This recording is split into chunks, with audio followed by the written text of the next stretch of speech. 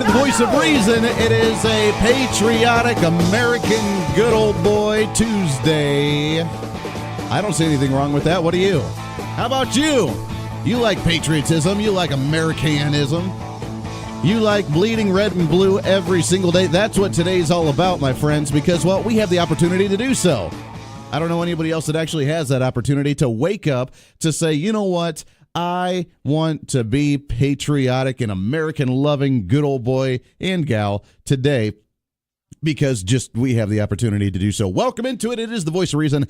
I am Andy Hoosier, broadcasting live from the center of the nation right here in Wichita, Kansas on the Big Talker KQAM, along with KGPT TV, along with the Mid-America Network, all over the Mid-America region. Great to have you along today as we start off a Tuesday, and I have to admit, if you're living in the Wichita area here right now with the storm that's going on, I have never seen, this is a first for me, I've never seen a thunderstorm at the same time as a ice and snowstorm. Never seen this before. This is very odd to me. I've never seen the lightning booming and the thunder going off at the same time that there is snow and ice going. I thought it was rain. And before it actually started going onto the streets, I drove out of the garage and my car was nice and warm and it was all beautiful. And I drove out. I was like, oh, okay, it's going to be a storm. And it was just kind of raining and everything was all hunky-dory. And then the farther I got, I realized the top of my windshield was frozen. Didn't expect that. Then I saw the white on the roads. Didn't expect it. Then I saw the people all over the side of the roads, and I was like, you know what? Maybe I should slow down a little bit here. And then I started feeling the nice little slickness. So if you're driving this morning, be safe, be careful out there. If you're not within the Wichita area, hopefully you're not getting this crazy shenanigans, because I thought that once I saw the lightning booming and the thunder going on at the same time that snow was happening, I thought that maybe that Al Gore may have messed something up in the climate and in the atmosphere. I almost thought that global warming may be happening sometime today. 316-721-8255, 316-721-TALK. And because of that, we need to get some updates on what's happening with the storm, with some of the closures in the area, which is a perfect time for us to actually start our brand new segment on the show, which is, by the way, News with Rick. Boom. It's the humanity! ladies and gentlemen. There we are. Let's see what the latest is happening. Mr. Rick Everett, what do you got for us today? Hey, good morning, and welcome into Tuesday. I wanted to give a shout-out to our Wichita area listeners. Of course, this segment from 6 to 7 broadcasts not only in Wichita, but to the good people of Southwest Kansas in Garden City. All over the place. But for our Wichita listeners, we've had school closings roll in even since our news time 9 minutes ago at the top of the hour. So here they are, the updated list as I have it. School closings to include Cheney, Mays, Valley Center, Mulvane, Goddard, Wichita Catholic Schools, Wellington, Hayesville, Rose Hill, Heston, the Life Prep Academy, the Temple Baptist Academy, Remington Whitewater School District closed, Wichita Collegiate closed, Augusta, Wichita Trinity Academy, and Derby Public Schools also closed. All of those closing classes for today. We'll keep an eye on closings and update you as they become available. Also, the Kansas Highway Patrol, along with the Wichita Police Department, has strongly discouraged travel unless it's absolutely necessary this morning.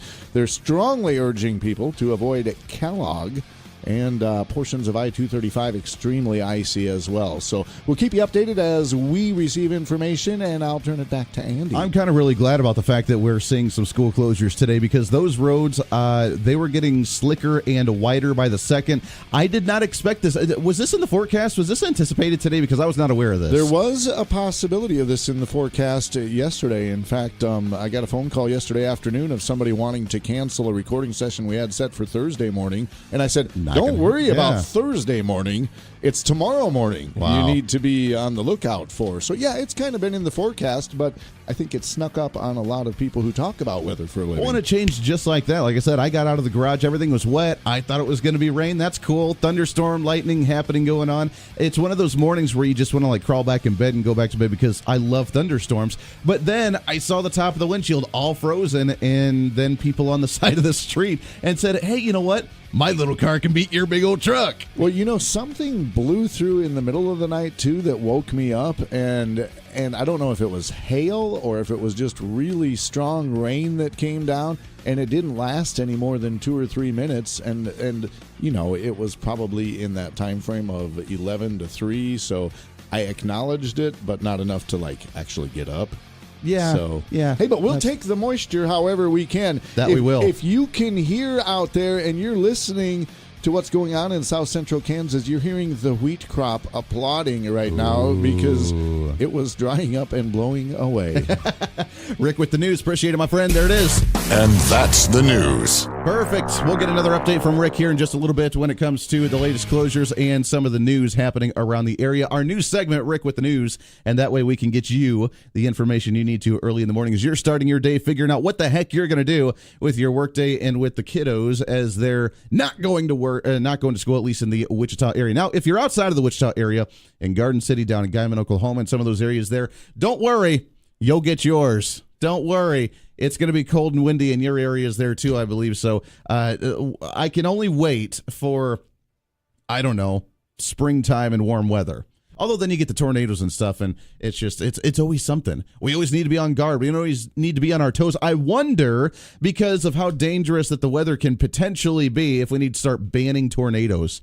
Can we get some legislation on that, please? 316-721-8255, 316-721-TALK. If you want to join into the program, I want to hear from you today. Broadcasting all across the Mid-America region, I want to hear from you either on social media, on my email, andy@kqamradio.com. You can shoot me a message all over Facebook. We have the Facebook Live feed rolling as well, which you can check out, and I do appreciate it when you do.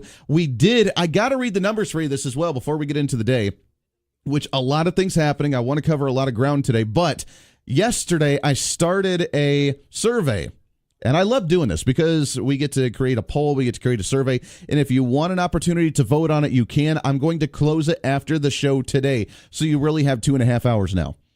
I'm going to close the poll, and it was after the first Republican gubernatorial primary debate.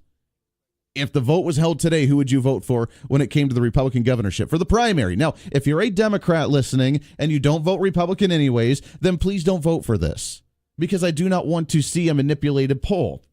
Have some common respect. I'll do a Democrat one for you as well if you would like. But if you are a Democrat and you don't vote Republican, then please don't vote for this poll. If you are a Republican, however, and you're in the area and you're in the state of Kansas and you want to vote and get your name, or not your name, it's anonymous. You don't have to put your name on there. But it's just one simple question after the first Republican governor's debate. If the primary vote was held today, who would you support? And right now, we have Secretary of State Chris Kobach that's in the lead at 24.6%. Governor Jeff Collier at 20%, coming in second place. Mark Hutton coming in third at 13%. Businessman Wayne Cartman at 10%. And then former State Senator Jim Barnett also at 13%, with Insurance Commissioner Ken Seltzer at 6%. Then we have the other, where they wouldn't vote for any of these at all, at another 10%. So kind of spread across the board, very evenly matched, not someone really taking off with this poll. But Chris Kobach right now coming up in the lead at 24%, with 20% right behind him with Governor Jeff Collier, which I was surprised.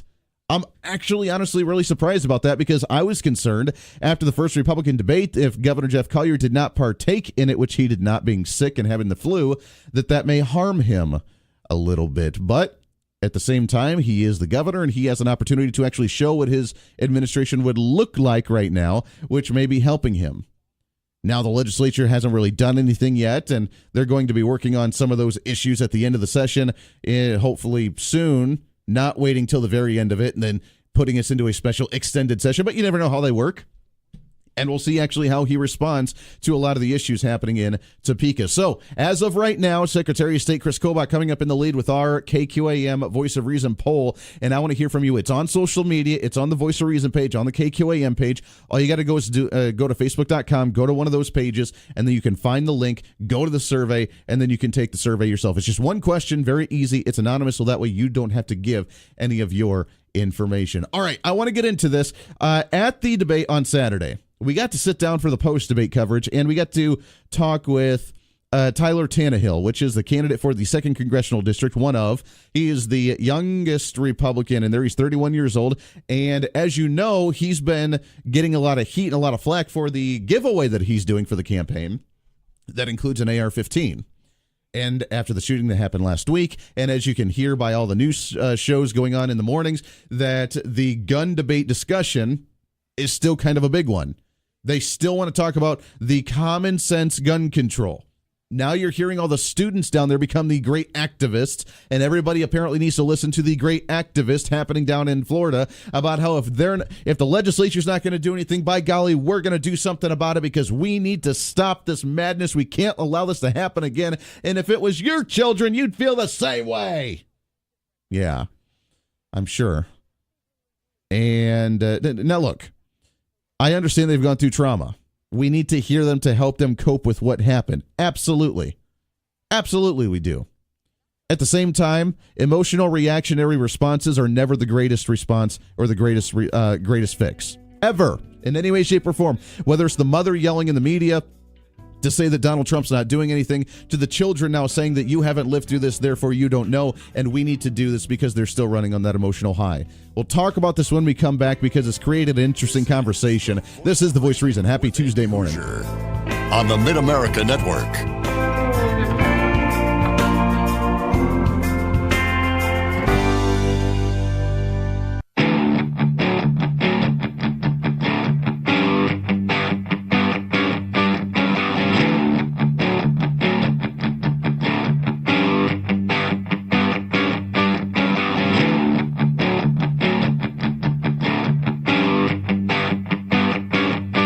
Hey, good morning to you. Welcome back into the Voice of Reason. Happy Tuesday morning to you. It's a Freedom-Loving Tuesday is what we're calling it today. Hashtag Freedom-Loving Tuesday right here on the Voice of Reason, making it happen, starting off your day the best way that we know how to do so. 316-721-8255. 316-721-TALK. Be safe out there if you're in the Wichita area driving. It is insane out there. We just got some notifications of some more accidents happening, and closures are still rolling in, so we'll get another update from Rick with some more of that information in just a little bit. I do want to talk about this for just a second, though.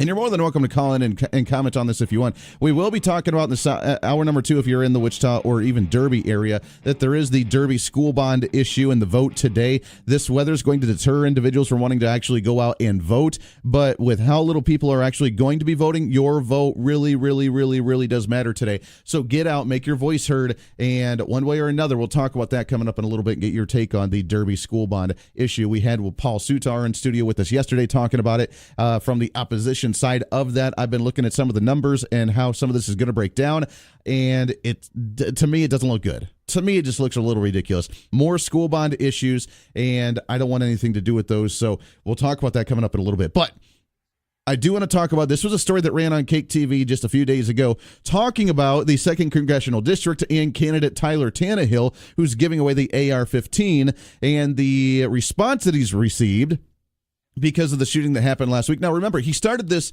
a couple days before the shooting, and they discussed whether they're going to withdraw the giveaway because of the shooting or whether they were going to keep it. It was not one that started right after the shooting and said, oh, you know what? In light of the situation down in Florida, we're going to give away an AR-15. That's not how that happened. It's not how this worked. This is what Cake TV had to say. A hat tip to them for doing this report. Congressional candidate says he's going forward with his plans to raffle off an AR-15 rifle. He's doing it to support his campaign, even though Florida high school shooter used a similar weapon. Reporter Alan Shope has more. We are planning on giving the raffle away in the next month or two. Tyler Tannahill is a candidate for Congress. I am very pro-Second Amendment. That's why he's raffling away an AR-15 automatic rifle. I enjoy hunting. It's one of my passions.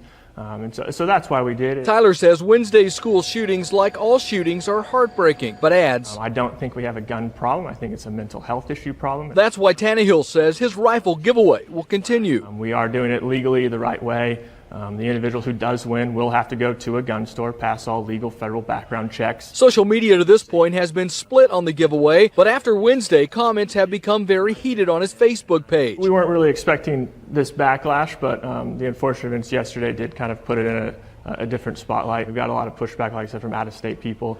A lot of threats to my family, which is very unfortunate. He adds, we don't support people going into schools and shooting them up. That's absolutely not what we support. We support the Second Amendment and your right to protect yourself, your life, and your property, and your family. So far, more than 400 people have signed up for Tannahill's AR-15 giveaway. All right, so that was the story that ran on Cake TV as they try and respond and actually try and show what's going on with this story. Now, he's received some interesting response. He's received death threats. He's received some terrible threats against his children, against his wife, and it's a bad ordeal. So we sat down with him on Saturday during the state Republican convention after the Republican debate. We sat down with him both on radio and on TV, and we chatted with him about this, and this is what he had to say. Yeah, so obviously this is our big Kansas Republican convention that's held once a year. A month ago, my staff and I sat down and said, how can we kind of bring light to my campaign? I am the newest one in the race. What can we do? So we had a decision that we were going to give away an AR-15. And we launched on Tuesday, and then unfortunate events that did happen in Florida on Wednesday. We had that meeting. What are we going to do? Are we going to pull it, or are we going to keep it? Sure. We made that decision to keep it, to start that dialogue. Obviously, my wife and I, our hearts are broken. We feel for those families as parents of a small child. But hearts and prayers, that seems to be the general response of my party. I'm here to provide a solution. I'm not running the second district to tackle easy issues, and we have some tough issues to do. How do we uphold the Second Amendment? Keep that true to their founding fathers, what they believed in, as well as keep our children and our teachers safe in schools. The sticker's not working anymore in front of the window. I'm big fan of I don't feel safe by a sticker. Yeah, absolutely. Yeah. So I'm a big fan of the Faster Save Lives program. It's out of Ohio. It's a nonprofit. It's trained over 1,100 educators in the schoolroom to conceal carry specifically to protect students in classrooms. It goes through crisis management as well as the ability to provide immediate first aid if an unfortunate event does happen. I was in the military. I was overseas. That critical moment when an injury does happen, you do need to provide immediate first aid while somebody else can come in and you have the higher echelon of care. There he was. That's what he said on Saturday when we sat down and chatted with him. I have to give him respect for that. I'm glad that they're continuing on with the giveaway. I am excited the fact that there are still individuals wanting to sign up for the giveaway and help with the campaign in that sense. We're going to get him on the program probably next week or so, but standing up for it, you know what? It's going to create the dialogue. It's going to create the discussion. We're going to get some attention from it from the campaign standpoint and the election standpoint, but at the same time, this may show that we're not backing down or backing away from a debate on firearms just because of a shooting that happened and people want to blame the firearm. We're sick and tired, as we've talked about many times before, and we don't need to go down that road again today, about the reason of us needing to even discuss firearms after a shooting instead of talking about why the individual did it, what was the motive behind the individual, was there any mental instability, was there any other shenanigans going on other than the fact that he owned a gun. That's it. I saw a social media post today about how the fact that so many states actually you can go and buy an AR-15 without an ID. Are you kidding me? That's falsely untrue. That is absolutely a flat-out 100% lie. You cannot walk into a store and just buy an AR-15 without any type of ID and walk out of there. You have to go through the background checks. You have to go through the process. That's just the way it is. That's just the way it is. The false information, the hashtag fake news that comes out just to promote a political agenda is completely absurd. Lots more coming up. We'll get another update on school closures in the area here for Wichita and the highway conditions as well. This is The Voice of Reason. Stay tuned.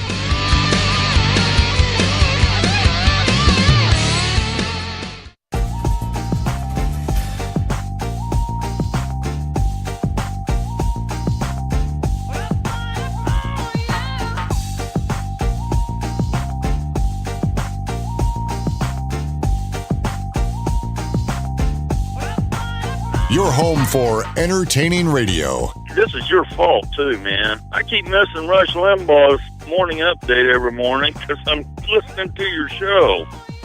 This is The Voice of Reason with Andy Hoosier. That's what it's all about. Good morning. Welcome back into The Voice of Reason and making it happen today on a Tuesday morning. Hashtag Freedom Loving Tuesday is what we're calling today because we're just American. And that's what we do.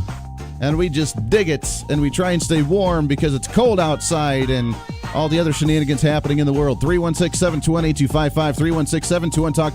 Real quick here before we shift gears just for a minute to wrap up this conversation, Tyler Tannahill, candidate for 2nd Congressional District, as we talked with him on Saturday for the debate, post-debate coverage, and asked his take on that, and also the AR-15 that he's given away for the candidacy. We asked him what kind of response he's gotten from the social media and from phone calls, emails, so on and so forth, from the campaign, because he refuses to withdraw his AR-15 giveaway from the campaign, and this is what he had to say. Most of it is, I'm a horrible person, not fit to raise my son. We should give up for adoption. Some sexual harassment to my wife has been very interesting take on it. A lot of death threats. I'm sure that relates to the Second Amendment in some way, shape, or form. Yeah, exactly. Yeah, there you go. Just the hate mail coming in, threats all across the board. Kind of a sad deal. Let's go to Rick with news. Stay tuned. Stay tuned. Hey, good morning. And it is a thunder ice day here in South Central I've never seen Kansas. this before. The city of Wichita has enacted the emergency accident reporting plan, which means if you have a fender bender, drugs and alcohol are not involved, then you can self-report. You can self-report if that damage is estimated to be below $500. You can get those self-report sheets at any Quick Trip location in the greater metro area. School closings, they are numerous. Everyone, it would appear, except USD 259 Wichita Public Schools proper. Let me run through them for you, shall we? Cheney, Mays, Valley Center, Mulvane, Goddard, Wichita Catholic Schools, Wellington, Hayesville, Rose Hill, Heston, Wichita Life Prep Academy, Temple Baptist Academy, Remington Whitewater, Wichita Collegiate, Augusta, Wichita Trinity Academy, Derby and Derby's St. Mary's Catholic School, all closed up. Ark City, that's Arkansas City for those of you that would wish to be proper. Andover, Sedgwick Schools, and El Dorado, all of the above mentioned, have canceled classes. The city of Wichita, along with the Wichita Police Department and Kansas Highway Patrol, discouraging travel unless it's absolutely necessary. Numerous slide-offs reported on Kellogg proper and other areas of the city, and a winter weather advisory for South Central Kansas in effect until noontime. That's the news, and I'm out of here. Okay, there we are. The latest news from Rick. Appreciate that. We'll get another update here soon. And that's the news. That's the news right there. 316-721-8255, 316-721-TALK. We'll get some more updates for you as you're traveling this morning in the Wichita area. If you're not in the Wichita area, don't worry. You're getting it next. It's coming for you. Because we haven't really had much of a winter yet, have we? Well, I guess we can thank our blessings for that one, that we haven't had much of a winter. This is the first one. Maybe it'll just blow by, and then we can have 70-degree weather again by Thursday. 316-721-8255. Your thoughts on that, on the giveaway of the AR-15? I think it's a good idea, so we finish up that conversation. I think that Tyler Tannahill is showing that he does not waver. He does not back down when it comes to the Second Amendment, and it's good. Now, the hate mail that he's received is really coincides with what we're seeing down in Florida with the students, with the emotional reactionary response, with the mom that was yelling with the media to yell at President Donald Trump saying he's not doing anything. Because if you remember when he responded to this conversation, he didn't say anything about gun confiscation, gun control, a gun debate, nothing like that. In fact, the day afterwards, the story came out saying that he's still in support of national reciprocity. So good news across the board when it comes there. I think that we should be proud of that. I think that we should be in support of a movement that takes the discussion away from the Second Amendment. 316-721-8255. Latest issue when it came to the legislative session. This came out yesterday. Hat tip to Cake TV and the Associated Press. And all of you farmers, all of you ag individuals, all of you in the rural communities, you may enjoy this. A Kansas House committee rejected a bill designed to prevent earthquakes triggered by oil and gas production wastewater disposal methods. Now, as we've talked about before with fracking and with the ag and the oil and the drilling and so on and so forth and the water that actually comes out of there, if you know anything about this, and I know very little, but I've gone to one of the presentations from Halliburton before. I've gone to these presentations from different oil companies and listened to them before. And they use a lot of water, but at the same time, that lots of water really isn't contaminated. I don't know why the big issue is about this other than just maybe wasting it or using it, but at the same time, it's still clean water that just goes back into the system. But the bill came up out of nowhere. We're still not addressing the serious issues. We're still not addressing the main issues that we need to have in the state of Kansas when it comes to, education. When it comes to Medicaid expansion. Although they are trying to take a vote on a portion of a proportional Medicaid expanded vote, and we'll talk about that a little bit later as well. But we're not talking about the meat and potatoes of what we need to. What did we see up there? We saw the vote so far happen of a potential property tax increase. We've seen a vote on, not even a vote, but a discussion potentially on hemp growing and on marijuana. We've seen a vote when it came to the guns. Started off as a nice one with state reciprocity. Now it's going to gun confiscation and the repealing of carry on campus because, again, everybody's all scared about the guns. Let's be worried. Let's be scared. Okay. There we go.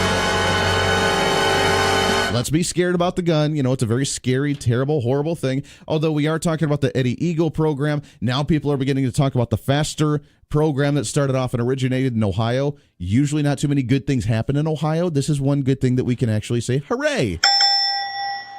And now we're seeing this, wanting to regulate the amount of water that they're putting back into the ground after using it for the oil and natural gas drilling. Kansas Geological Survey says most earthquakes experienced in recent years in Kansas were caused by injecting large volumes of wastewater from oil and gas production into disposal wells. The number of earthquakes in Kansas have increased recently, particularly in the south central region. In 2015, regulators limited the amount of water that could be injected to two hard counties to 8,000 barrels a day. The bill rejected Thursday last week would have extended the limit to amount to 430 barrels instead of the 8,000 barrels, which would well statewide. So I'm curious to see your thoughts, and especially if you're in the rural communities, if you're part of the farming, or maybe if you are a part of the oil and natural gas community, the drilling, the oil, the wells, dumping water into it. I'm not quite sure how that causes earthquakes. Now, I'm not part of the Geological Survey.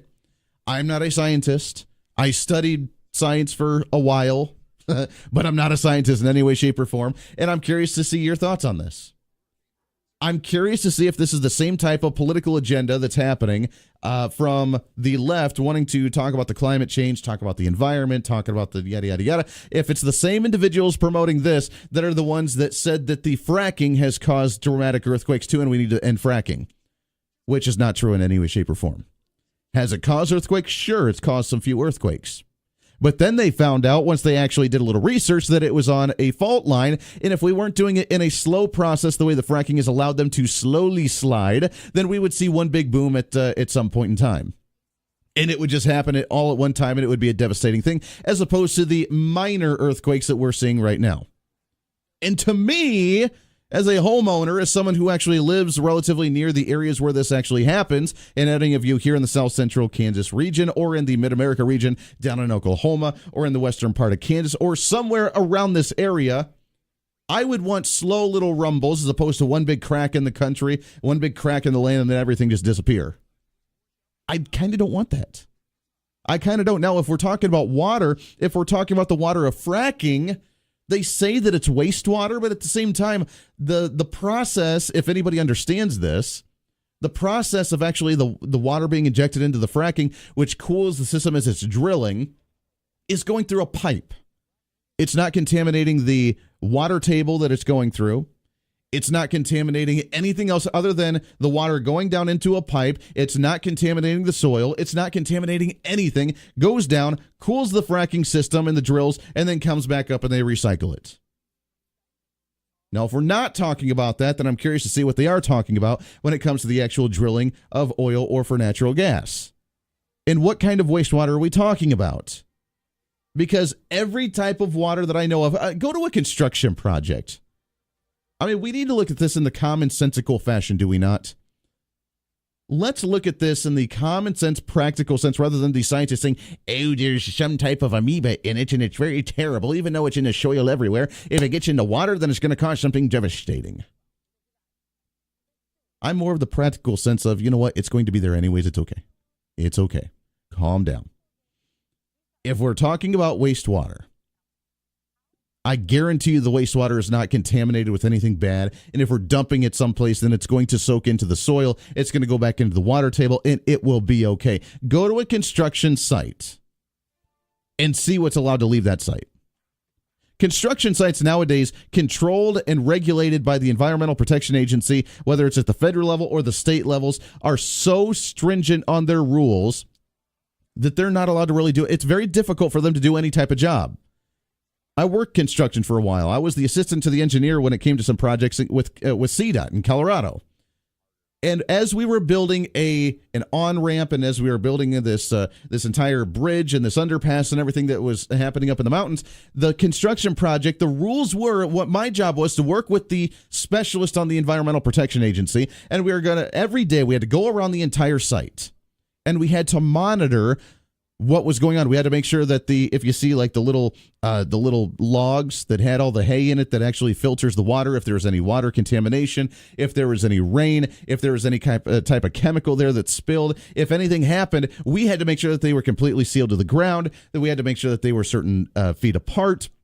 We had to make sure all this was there because the rule was that no type of contaminated water in any way, shape, or form is allowed to leave the construction site. The technical rule was that you weren't allowed to have any type of contaminated soil leave the site, which is why you notice when you go to a construction project that there's all the rock and the gravel when you first get to it, and you have to go over that with your tires, then you have to go back over it with your vehicle as you're leaving and entering the site, because that's supposed to track and to stop all the dirt from actually going in or leaving the actual site. That's how stringent these rules are. And I can only imagine what the actual rules are when it comes to contaminated water, when it comes to oil and natural gas drilling. Give me a break. And now we're going to limit where we're allowed to actually dump it back into wells and let it recycle itself, let it filter itself, because we just don't like the concept of oil and natural gas drilling because they're the environmentalists with a specific agenda. Come on. This is the Voice of Reason with Andy Hoosier.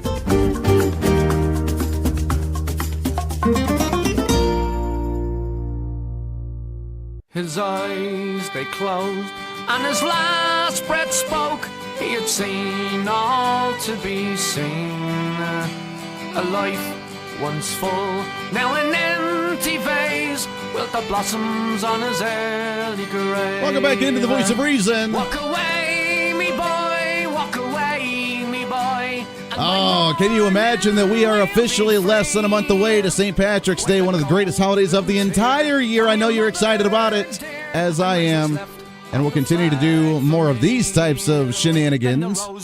Count them 1, 2, 3, fell apart as they hit the floor. 316-721-8255, 316-721-TALK. If you want to join into the program, I'd love to hear from you today. By the way, I need your help with something. We are, as you know, we broadcast on Facebook Live every single day, and being able to get new individuals, maybe some younger individuals, to be able to see, hey, what is this? Let's go ahead and check it out, and maybe we can start relating back to them. Although sometimes it's a little hard to break the algorithm of Facebook to allow new individuals to see it. Now, if you see it every day, I love that, and I appreciate it, and hopefully you get the chance to view it. But new individuals have a hard time being able to actually see this. So if you get a chance, like the Facebook Live feed, share it onto your own wall, or just leave a comment. And just say, hey, good morning, Andy. Or, hey, Andy, you look like a dorky-looking jerk. Or, hey, Andy, what's up? Or whatever you want to say. Leave a comment, like it, share it onto your own personal page, whatever you want to do. I do appreciate that very much. That way we can get some new individuals to say, wait a second, what is this? What is this shenanigans going on here? Because we need to try and reach out to the younger generation every single day. I found an email, and I'm going to probably read it in the next hour or so, but I found an email and a Facebook post from an elected official yesterday when it came to the Convention of States movement, and it's a conservative who is against the Convention of States, Article 5 movement, and encouraging the legislators to vote against the Convention of States, which I'm very interested to see why. And he had his entire statement on there, so we'll read that in the next hour and get your thoughts on that, because I thought it was interesting how a conservative wanting to try and limit the federal government would be against the idea of such, like wanting to be against the Convention of States movement. So we'll talk about that in hour number 2. I did find the legislation as well that they are trying to discuss with the Medicaid expansion and their telemedicine expanded votes. Now, this is the way that here's what's going to happen. Unlike the tax increase last year, it's not going to be a big one. Poof, there it is. It's going to be a major tax increase. We're going to vote on it. The governor's going to veto it, and then we're going to override the veto. It's probably not going to happen like that. It may.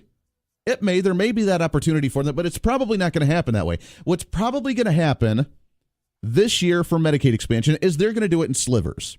This program's really hurting in Medicaid, so we need to expand that program. This program over here in this department's not doing well. We need to give them a little bit more money. This program over here is not helping, so we need to actually get a little bit more attention over here. And they're going to do this in chunks to where the point is to where we didn't see a full-on one bill. This is going to expand the Medicaid program to X amount of degrees. We're going to get this much more money sunk into it. We're going to hope that we get this much more money from the federal government. It's not going to happen that way. It would be easier for us if it did, but it's not going to happen that way. The way the progressives do this is they're going to do it bill after bill after bill after bill, and they're slowly going to expand it with certain entities within the program itself. And we need to be aware of this. We need to think about this. We need to be careful on how we actually understand and implement this expansion, if that's what they end up doing, and how we actually try and fight this. And this one is part of the telemedicine. The telemedicine services that bring health care to remote parts of Kansas could become more widely available under a bill. A Kansas House committee passed it Monday yesterday, but some legislators argue the controversial anti-abortion provision could put the whole bill in jeopardy. So that's the compromise, is that they're going to expand this telemedicine part of it, that we need more help in the rural communities, which I'm not saying we don't, but that's the argument in this bill, but it has an anti-abortion segment to it. Now in Kansas, as you know, we've been a very stringent state, a very strong, strict state when it came to anti-abortion laws. Governor Brownback passed, 19, 20 different bills when it came to anti-abortion stuff, trying to limit abortion laws, trying to limit opportunity for abortions in the state of Kansas, and we've done very well with that. But this one has an anti-abortion piece of legislation to the bill, and that could, quote-unquote, throw it into jeopardy because they don't want to have that in there. The House and Health and Human Services Committee argued unanimously on a voice to pass a mandate mandating insurance companies to cover health services delivered from afar after an interim committee last year studied the law surrounding telemedicine, which allows the healthcare providers to meet with patients via webcam for some health services. Legislators narrowly attached an amendment to the bill barring use of telemedicine in abortion. I'm not quite sure how getting on a webcam and chatting with somebody via webcam is a benefit for anybody to have an abortion that way. Are you going to give them step-by-step tools on how to be able to do that? I don't know. Doesn't sound like the best idea to me. Okay, let's go ahead and wrap up hour number one right here. This is your show. It's time to speak up, speak out, speak loud, speak proud, speak the truth, and always speak some reason. Lots coming up on the show today. Hour number two right around the corner. Stay here.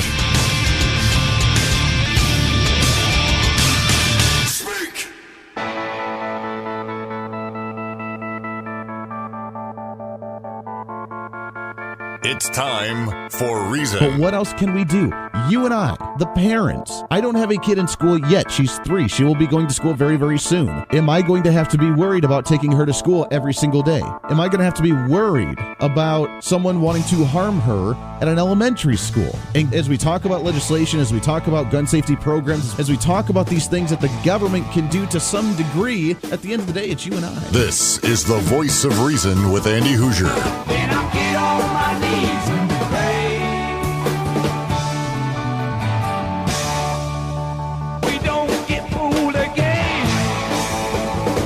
Don't get fooled again. Yeah, welcome into the Voice of Reason, hour number 2 of the Voice of Reason right here on the Big Talker, 1480 on the AM side, 102.5 on the FM side, KQAM, along with KGPT, channel 2610. Welcome aboard. Happy Tuesday morning. It is a hashtag freedom-loving Tuesday because that's what it's all about. That's what we do right here on the show. It is a cold one. I have to admit, I've never seen in my life a thunderstorm and an ice storm all at the same time. I've never seen that before. That was kind of unique this morning. Waking up, driving to work, and I pulled out of the garage, and it was wet, and I saw the lightning and the thunder. I was like, okay, cool. We got a storm. I was hoping that it would be like yesterday when it was 60 degrees at first thing in the morning, and I was hoping that maybe it would be a beautiful morning, and I love this storm. I love storms. I really do. Whether it's the thunderstorms, whether it's a tornado, I dig it. It's energizing to me. I really enjoy those. So I figured it was going to be a fun morning. Get on Kellogg, and I'm driving, and sure enough, before I know it, the top of the windshield's frozen. And I look down, and it says like 23 degrees, and I don't know why it's all of a sudden. Then I still see the lightning booming. And wait a second, this is not right. And then we start seeing the cars on the side of the road. And I'm like, wait a second, this isn't quite right. And then I start seeing the white all over the roads. And I said, okay, maybe I start paying attention a little bit more here and being a little careful, because I've never seen, I just expected that it would just be a rainstorm. Just a lightning storm and a rainstorm, and that was about it, and that would be all it was. We have gotten the word from Rick a couple of times on the latest school closings and the road conditions. Got a message from a listener as well that USD 259, the Wichita School District, was going to be closed already today, that they were going to have an in-service day. The teacher in-service has been delayed until 12:30 this afternoon. So if you're a teacher for USD 259, then you can at least be delayed until 12:30 for your in-service days. Students, you got the day off anyways. I'm sorry, you're not getting an extra day off now. It's always a bummer that way, isn't it? I remember I was in high school. It was spring break. It was the very first year I had actually moved to Colorado from Ohio. Didn't know what to expect. We thought, living 10,000 feet up into the mountains and up in that area, that it would be a lot of fun to be up there. It was our very first spring. It was spring break, the largest snow that they had in like 10 years. I mean, we got like 8, 9, 10 feet. It was ridiculous. And it happened during spring break to where we didn't actually get a day off. I think we got one extra day after spring break, like that following Monday when we were supposed to come back. We got that day, but that was it. It, of course, had to fall on spring break. So I get it. I feel you, students. I know that you were hoping for maybe an additional day off, but sorry. Out of luck for you there. 316-721-8255. 316-721-TALK. If you want to join in, lots to get to today. Coming up in hour number 3, David Bozell. He's with the president of For America. He's going to be talking about the latest immigration debate happening at the federal level. We'll chat with him. Looking forward to do so. It's been a while since we've had him on the show. But this hour, I do want to get your take on, we talked about it yesterday. Paul Sutar was in studio with us for the 8 o'clock hour, and we talked about the Derby bond issue. Yes, the Derby School District is closed today, but yet the vote is still happening. Now, I understand that with the weather, it's very difficult for you to actually want to go out and vote before you go to work, or maybe when you get home. Maybe that's the best time to do it, or during your lunchtime or something. But go out and vote. Make your voice heard. And I want to open up the lines. We didn't get a whole lot of chance to open it up to everybody to get your opinion on this bond issue of 25 years. It's a total of, what they say, $100 and some odd million, $120 some odd million. With interest, it's going to be over $350 million over the next 25 years. And it is going to be extremely expensive for the district. Now, they say that it's going to be close to like $10 a month for anybody owning a house, $100,000. And of course, that's not the case, because the majority of individuals have homes that are more expensive than $100,000 in the Derby area. But to break it down for a simple concept, is that for every $100,000 your home is valued at, it's going to be $9.88 or $10, and they've been trying to compare it to the price of a pizza, which sounds fine. And looking at it in that way, okay, you know what? It's not that much. It's fine. But remember, you will never see that money again. You'll never see it. Because just like any other bond issue, as soon as they start a bond, it never goes away. As soon as it gets done, then because of how long they've actually set the terms for it, is that whatever they fixed with that money, then it's broken again 20 years later, and then they need to renew the bond, or 10 years later, or whatever they do. So I am not a fan of a bond. I'm not a fan of starting a new bond. I'm not a fan of creating a new tax. I'm not a fan of increasing your property tax rates. I'm not a fan of it. Now, if you are, I'd be more than welcome for you to call in and explain why you're in favor of it and why you support this. I want to hear from you on that, but I want you to be aware of the numbers here and what it's actually going towards. And that's really the most important thing. First and foremost, before anything, I look at, okay, how much is it going to cost? How much will it cost the community? How about the individuals that don't actually have kids in school? It's going to be 20 years out. Even if you're starting your kid in first grade this year, you're not going to have a student participating in this for the next 25 years, unless you have a long line of kids and you continuously have kids for the next few years, and then you may be participating and paying this off throughout the whole thing. But 25 years from now, they're going to say, you know what, this technology's old, this building's old, we need to maintain it, we need to get something new, so let's go ahead and create not an extension of this bond, but create something new for a brand new one. It's always how it happens, right? So that $10 a month, you will never see again. You will never see it again. That's coming out of your pocket for the property tax every single month for the rest of your life, as long as you own that property in that area. So that's the first question I have. How much is it going to cost? Well, it's going to cost us a lot of money. Second off, what's it actually going towards? Recommended projects, according to derbyschools.com, and they have the cost breakdown that includes Derby High School base needs at $9.5 million. Let me ask you something. If we have 53% of our state budget going towards education, if we have illegal funds coming from the state going towards transportation in the state to different districts, if we have massive amounts of record number of operational cash reserves, and Derby sitting on anywhere from $14 to $16 million in operational cash reserves, why in the world do we need an additional bond with the one that's already in place in Derby? Just throwing this out there. Why in the world do we need another bond of $9.5 million for base needs for the high school? Wouldn't that be in just the every year operational expenses for the building, the base needs? But that's the breakdown. First and foremost, high school, non-student athletic, the high school work proposed, Derby High School base needs, $9.3 million. New DHS, multi-purpose edition, $3.5 million. Is that something we need? That's when you're in a fiscal tight budget, when you're strapped for cash, when you're tight on your budget, when you're trying to figure out what you're going to pay, what you may not get to pay this month, when you're trying to consolidate some things and figuring out maybe, you know what, I don't need to go out and buy a whole bunch of new things on the credit card. I don't need to do a renovation on the house. I don't need to buy a brand new car. I don't need to do X, Y, and Z because we don't need to do that. It's a tight budget. We don't have the money for it. When you're in that type of situation, do you say, let's go ahead and build a brand new addition onto the house? When you're really tight, you know what, let's just take out a second mortgage. Let's extend the house, and it'll be great. You know what, let's go ahead and take out a car payment and get a brand new shiny car. We need something brand new. I know that we're in a fiscal tight budget, but come on. We have 50 years of litigation. It's been really heightened up for the last 10 years, 8 years, when it comes to the education. And we've talked about that ad nauseum. We don't need to do it again. But we're in tight fiscal restraints. The state is in tight fiscal restraints. The school districts, even though they have some leeway with actual, operational cash reserves sitting there waiting to be used, they're in somewhat tight fiscal restraints. We're talking about how we have to shut down auto shop. We have to shut down the woodworking classes. We have to shut down the home ec classes. We don't have the opportunities that we used to have to for kids. But yet we need a new multi-purpose edition. Doesn't make any sense to me. How about an alternative learning center, shelter and media center project, $5.5 million. Now, if you remember, the shelter includes a FEMA standard shelter, which I'm very concerned about as well. Why do we need it to be up to the standards of FEMA, where we need to live in it for 3 days in a bunker? We just closed down school today because the roads were bad. We closed down the schools today because it was in a bad situation, because the roads were bad and people didn't want to go to school. If the roads were bad when they were in school, let's say, and by the end of the closing day, the roads were bad, do you really think that parents are going to be like, you know what, go ahead and keep the kid overnight? Do you really think that's going to happen? You think they're going to say, you know what, don't worry about it.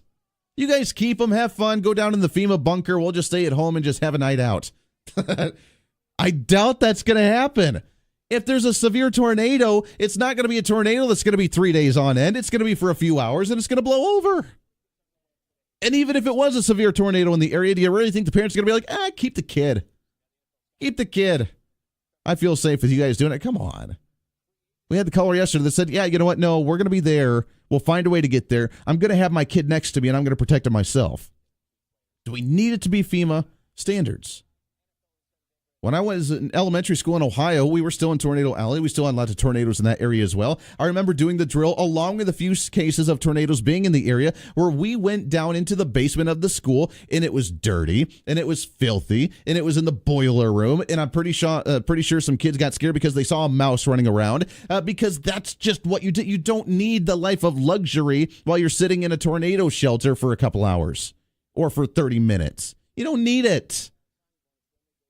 We cannot live our life as a district, as a government entity, as if we can just spend on anything and have the most luxurious types of amenities that we can have just because the taxpayers are going to foot it and it's going to be okay. Now, if we want to create a shelter, fine. Let's create a shelter. I'm not against any type of spending into the schools.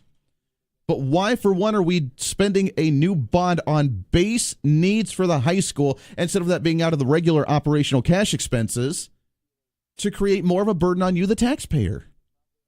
Why are we creating a FEMA standard shelter as opposed to just a hole in the ground to be able to throw the kids in during a bad storm?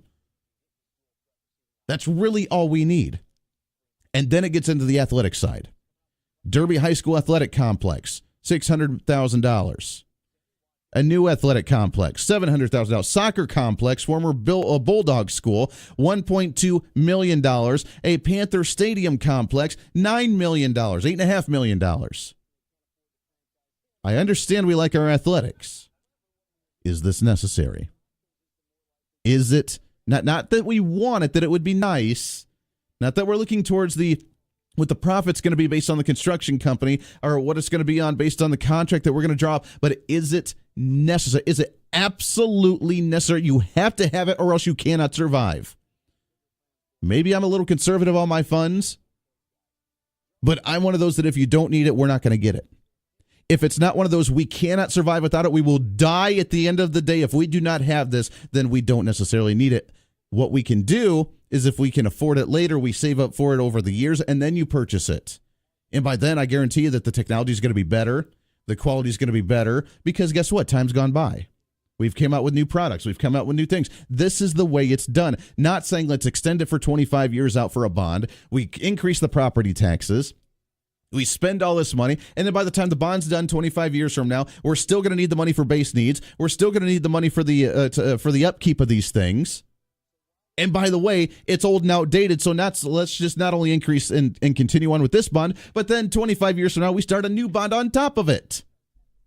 To me, it makes no sense. Somebody may disagree with me, and let's go to the phones and see. 721-825-5721 Talk. Good morning. What's your name? Hey, happy Thunder Snow Tuesday. Hey, good morning, Myron. How are you, sir? Oh, I'm doing real good. Good. I haven't tried to dig my car out yet. It's a tough one. I don't know if you don't have to go anywhere, I wouldn't recommend it today.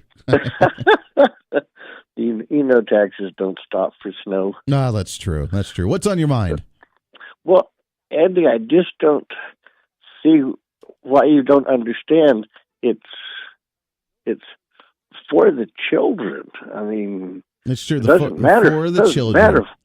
Doesn't matter how much it is or how long you have to take to pay it off. It's for the children. It's true. No matter how much it costs, no matter how much of a burden that everybody else is already in, no matter how much more expensive it may be, no matter the fact that you'll never see that money ever again, and that they're using a bond for the basic upkeep and maintenance of these schools. It doesn't. We should give everything we have to those children because that's the one priority, because they need the top of the line amenities. Yeah, I would be curious, as with the Andover bonds, how much of the bond the city is paying and how much state funds are going into those athletic complexes. Because I really pay my taxes so that surrounding schools have fantastic sports complexes. Sure. I mean, we need that new soccer complex. We need the new football stadium. We need the new indoor arena, the indoor athletic field, or whatever it is. To me, if we're worried about the graduation rates, if we're worried about the individuals actually getting an education, actually going on to higher ed or going into a trade somewhere, or actually being smart enough to graduate and actually graduating with a high school level reading and writing degree, I don't know why sinking more money into the athletic field is that priority. Now, I get people like their sports. I like sports as well. I got nothing against sports. But at the same time, when we're concerned and we have a statewide debate, a major debate right now, about not having enough money to get the kids up to the graduation level that they need to be at, or the educational level they need to be at, why are we focused so much on the athletic field? Yeah, and that leaves me wondering now, if we raise all of the school funding, will it go to the classroom or the stadium? It's going to go to the stadium. That's the way it is. That's the way it works. Now, they say, according to their breakdown here from the Derby School budget proposal, that 77% of this bond will go towards these schools, including the cost of the storm shelter and the different maintenance projects and the building of the new elementary school, 9.7% to athletics, and 13.3% to the support facilities. But at the same time, Doesn't matter. Let's start weeding some of this out. Let's get rid of the athletic side of it, and then let's start looking at ways we can shrink the size of this bond if we're going to do anything when it comes to even the school. Do we need a brand new elementary school? I don't know the quality of the old one, but do we need a brand spanking new shiny elementary school, and do we need a FEMA grade shelter? To me, I say no on both of those personally. Well, now one purpose I can see to having really marvelous athletic facilities is that way you can have athletes who can't read or write or comprehend, but they can go to college.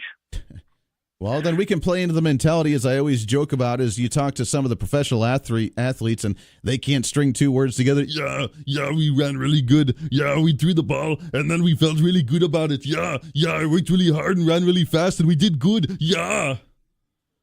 I didn't realize that all the athletes are Arnold Schwarzenegger, but nonetheless, that's sometimes how you hear some of these athletes when you actually interview them before and after a game. Myron, I appreciate the call. Got to take a break. 24 minutes past the hour. I want to hear from you, especially if you disagree with me on this.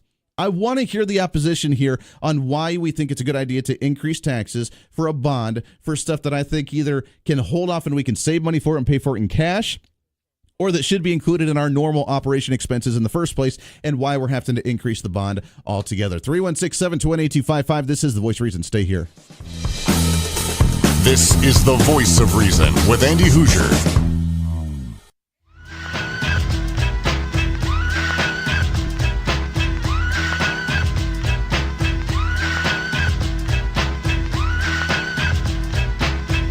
Welcome back into The Voice of Reason right here on the Big Talker KQAM. 29 minutes past the hour. Great to have you along on a Tuesday. Hashtag Freedom Loving Tuesday, baby. That's what we're all about. Get out the vote, get out the vote, get out the vote. If you live in the Derby area, go and vote on this regardless of how you view. Show up. I know the weather's going to prohibit that just a little bit, but that means already being a special election, being an election that is not with anything else on the ballot, really, and an off time, plus the bad weather, meaning the people who are only really passionate about this are going to turn out, which means it's going to either go one way or the other, which means you need to get out the vote. Bottom of the hour news coming up. We'll wrap up this conversation along with a few other things that are on the slate today we got to cover. This is The Voice of Reason on a Tuesday. Stay here.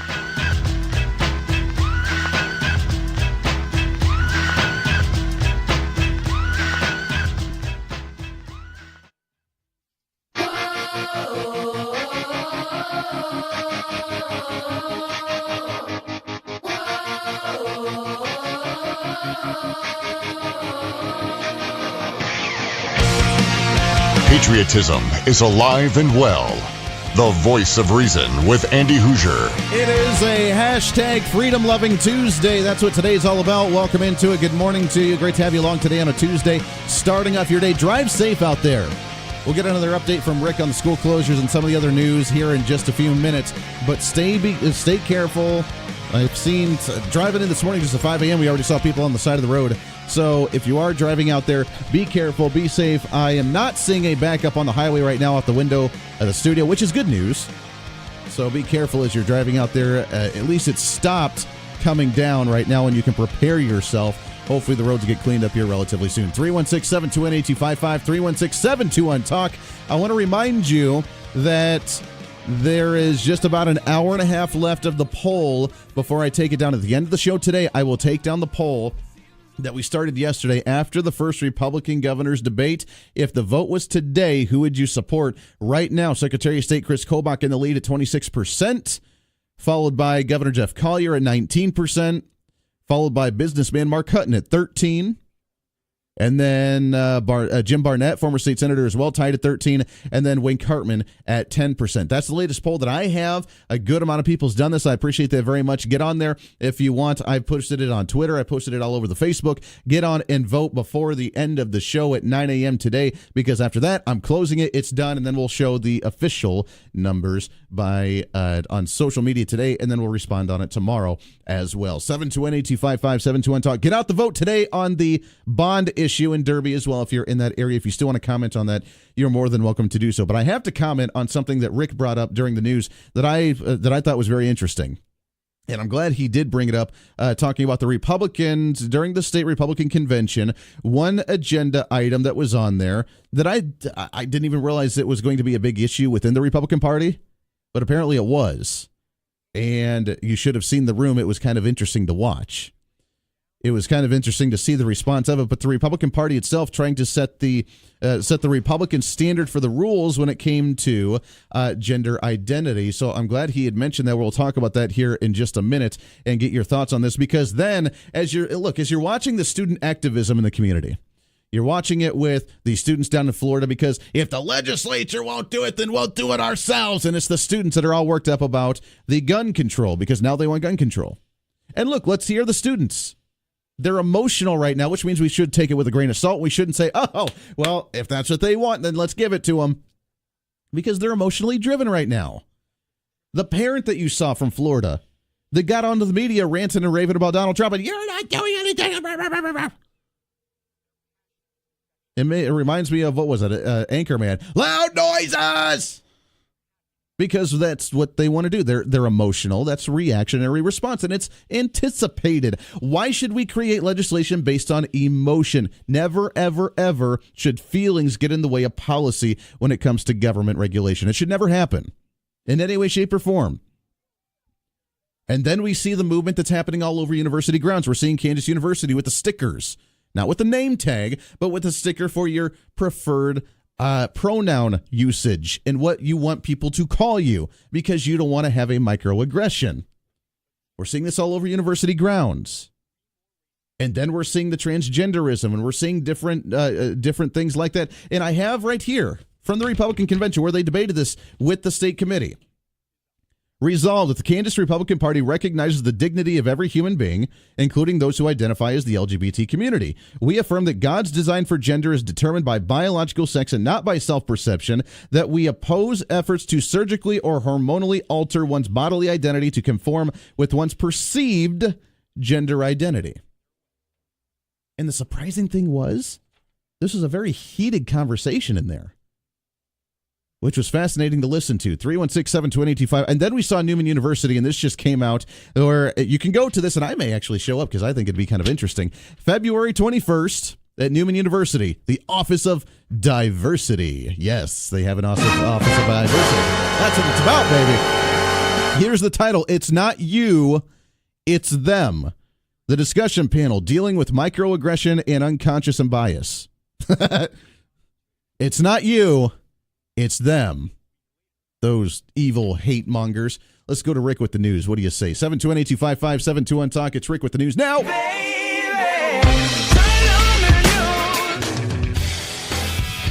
What do you think? Hey, so far? Good morning. I'm digging this.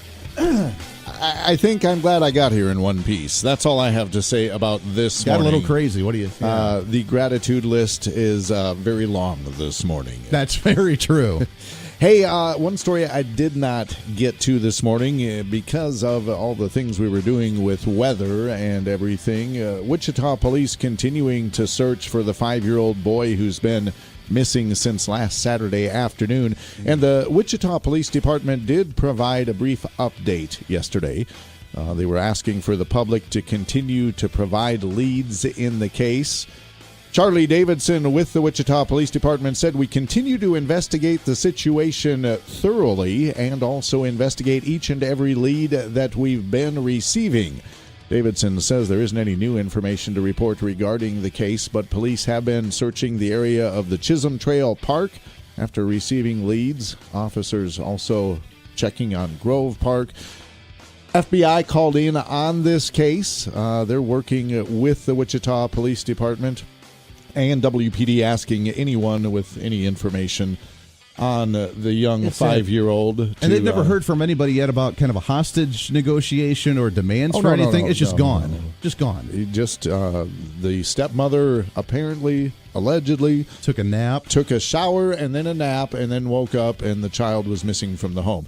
Now, I have been watching other news sources, and there have been extensive interviews with family members, and then they're also looking into child services, if they've ever been involved with the family, things like this. Sure. Apparently there is some kind of history.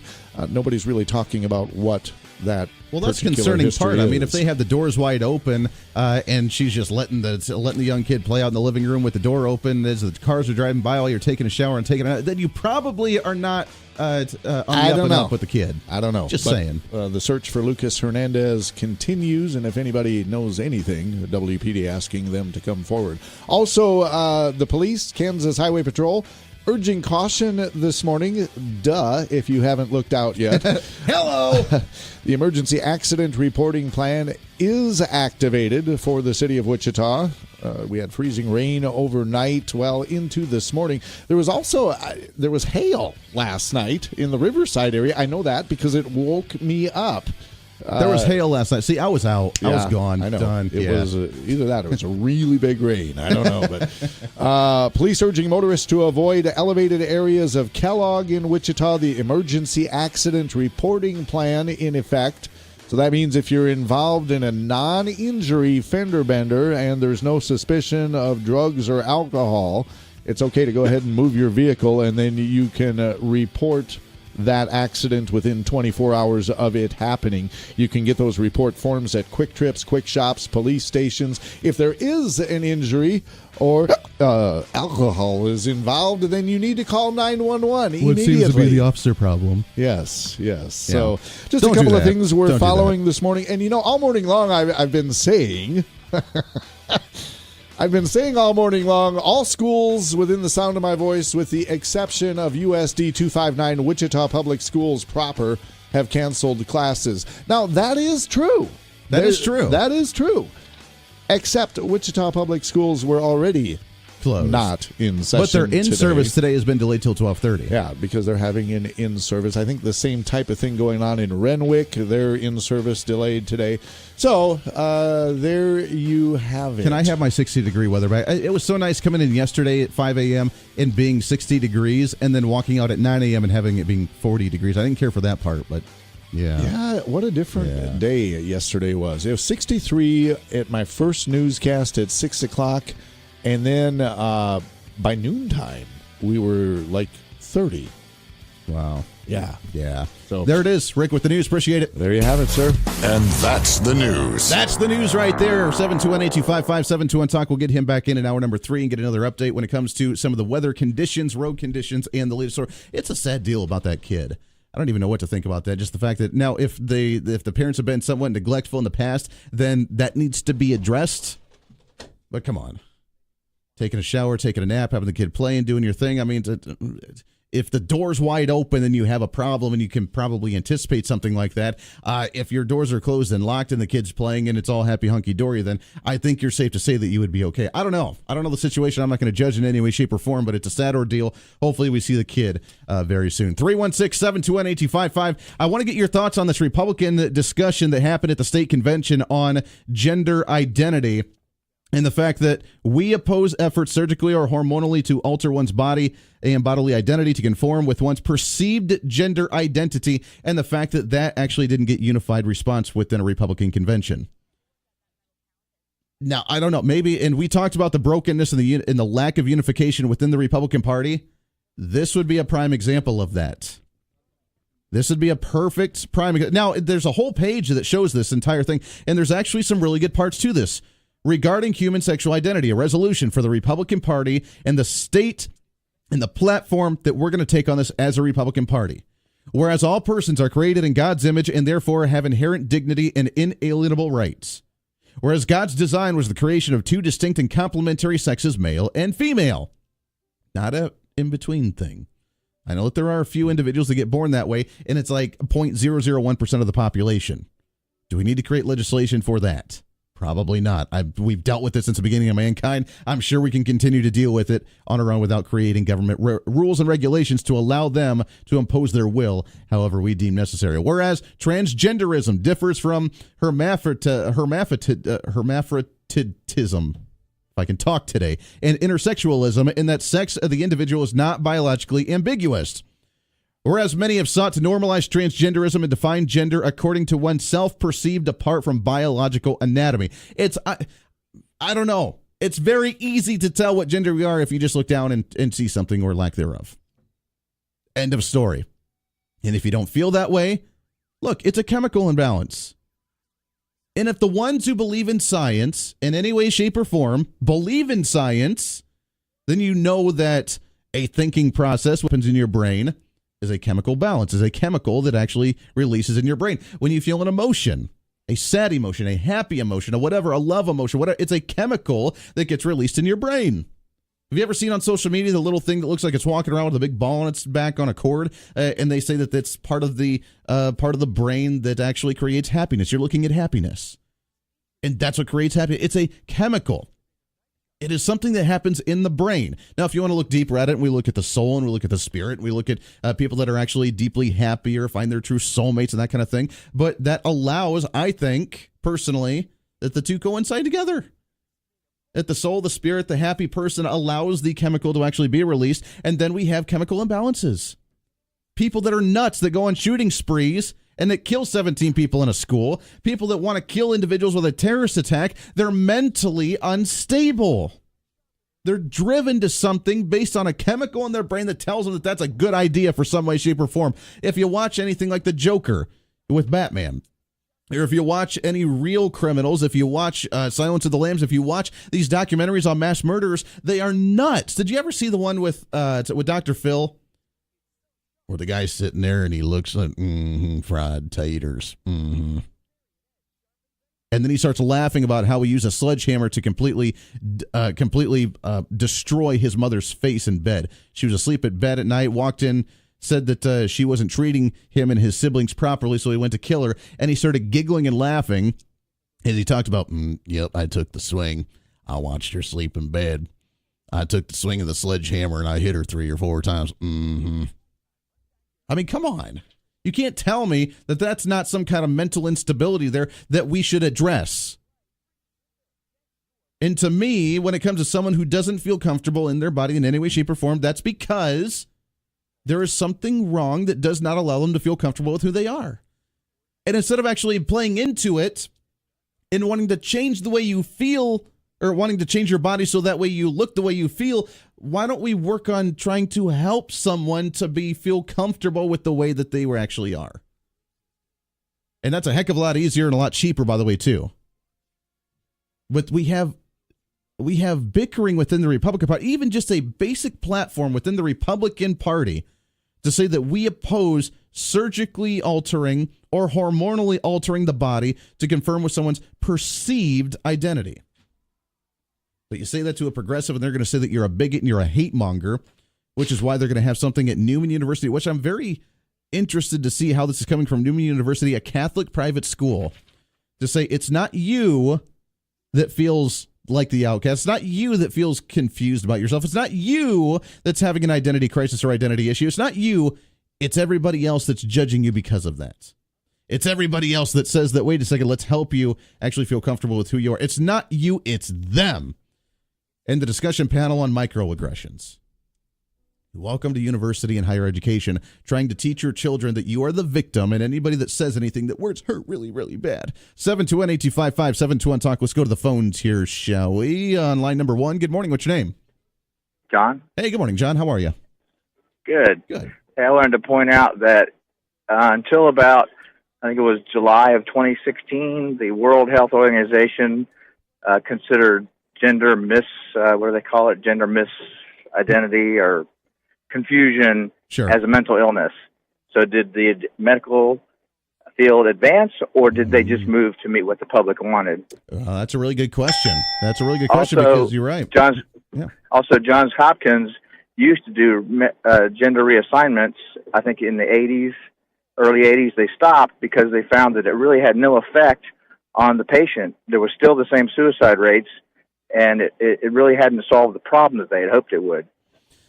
It's a great point. That's a great point. And, I mean, have you noticed the differences even with someone like who tries to explain science to the average individual, like, let's say, to Bill Nye the Science Guy? To where all the way back when he was actually cool, 10, 15, 20 years ago, it was, oh, yeah, look, there's boys and girls with the chromosome XY and the chromosome XX or whatever they are. And the two chromosomes, you're a boy, you're a girl. Now he's gotten rid of that completely. And instead he has the nice little plays of, oh, look at the different flavors of ice cream and don't judge someone to try and tell them what flavor they are when they actually know what flavor they are. And that's the type of science that we're now seeing in everyday life because we don't want to admit that there are individuals that just are sick or that need help and that we can help them. Instead, we encourage the mental instability in them. I agree. And it's, John, I appreciate it. And it's sad that we can't even get a unified voice in that within the Republican Party. A Republican Party that believes in God's natural law, with a Republican Party that even if you're not religious, if you're more libertarian and you don't want to, I don't care. But even the basic fact that we just want to set the platform of the Republican Party at the state level to say that we recognize two genders and that we stand against hormonally or physically altering your body for your perceived gender identity. That we can't stand as a unified party. And if you're if you're actually for that stuff and you're against the party trying to set that platform, I'd love to hear from you. I want to understand, because to me, there's a big gap between point A to point B, what we're trying to get at here. And we talk about a non-unified Republican Party. This is it, baby. This should be a commonsensical thing for someone with traditional Republican values. I would get it if it was the Democratic National Convention or the state convention. I would get it if it would be a community of that community. Of that group saying, wait a second, we want to recognize elsewhere. We want to actually promote this. I would get it, but from the Republican Party, are we trying to widen our umbrella here and trying to win over individuals like that? Are we trying to not recognize that we need to have some type of standard of what's a gender and what's not? I don't understand. Where's the gap? Where am I missing? What am I missing here? I need to hear from you. 728-255-721-TALK. This is The Voice of Reason. Stay here. You're listening to The Voice of Reason with Andy Hoosier.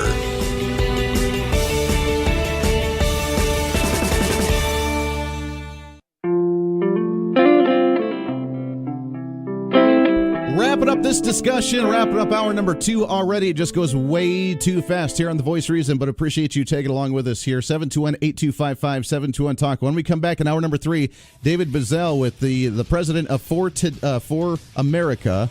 If I can speak today, not For Today the band, For America. President of For America, David Bozell, going to join us in hour number 3 talking about the immigration debate at the federal level. Plus, we'll get back to the vote on Derby, the Derby Bond School issue today. We'll get your thoughts on that, along with anything else that you want to talk about. This is your show. Lots to get to. It's time to speak up, speak out, speak loud, speak proud, speak the truth, and always speak some reason. This is The Voice of Reason. Stay here.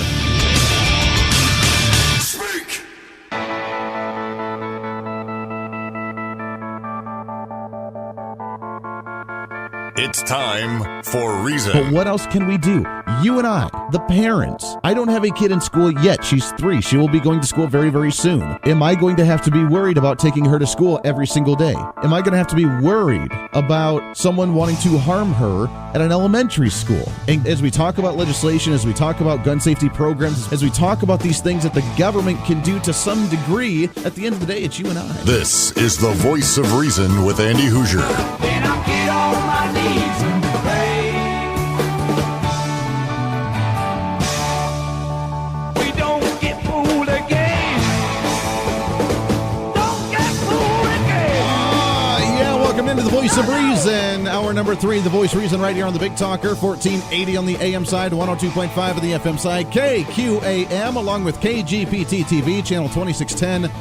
Welcome aboard. Happy Tuesday morning. It's a hashtag Freedom Lovin' Tuesday, because that's just what we do. It's cold.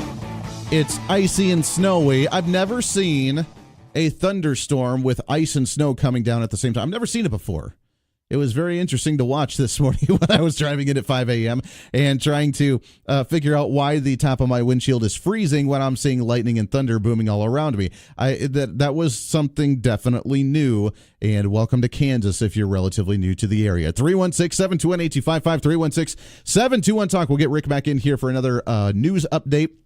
in a bit when it comes to the school closures and highway conditions for many areas in the South Central Kansas region. But great to have you along today as we're starting off a Tuesday, trying to carpe diem all over this place, trying to make it a good one, and you can still utilize the day even with the bad weather. Shoot me a message all over social media, on Facebook, on Twitter, at Who's Your Reason. I do want to give you one more reminder that literally about 45 minutes from now, at the end of the show, we will be wrapping up the first poll, the latest KQAM Voice of Reason poll, for you to have an opportunity to vote after the first Republican governor's debate that we had over the weekend.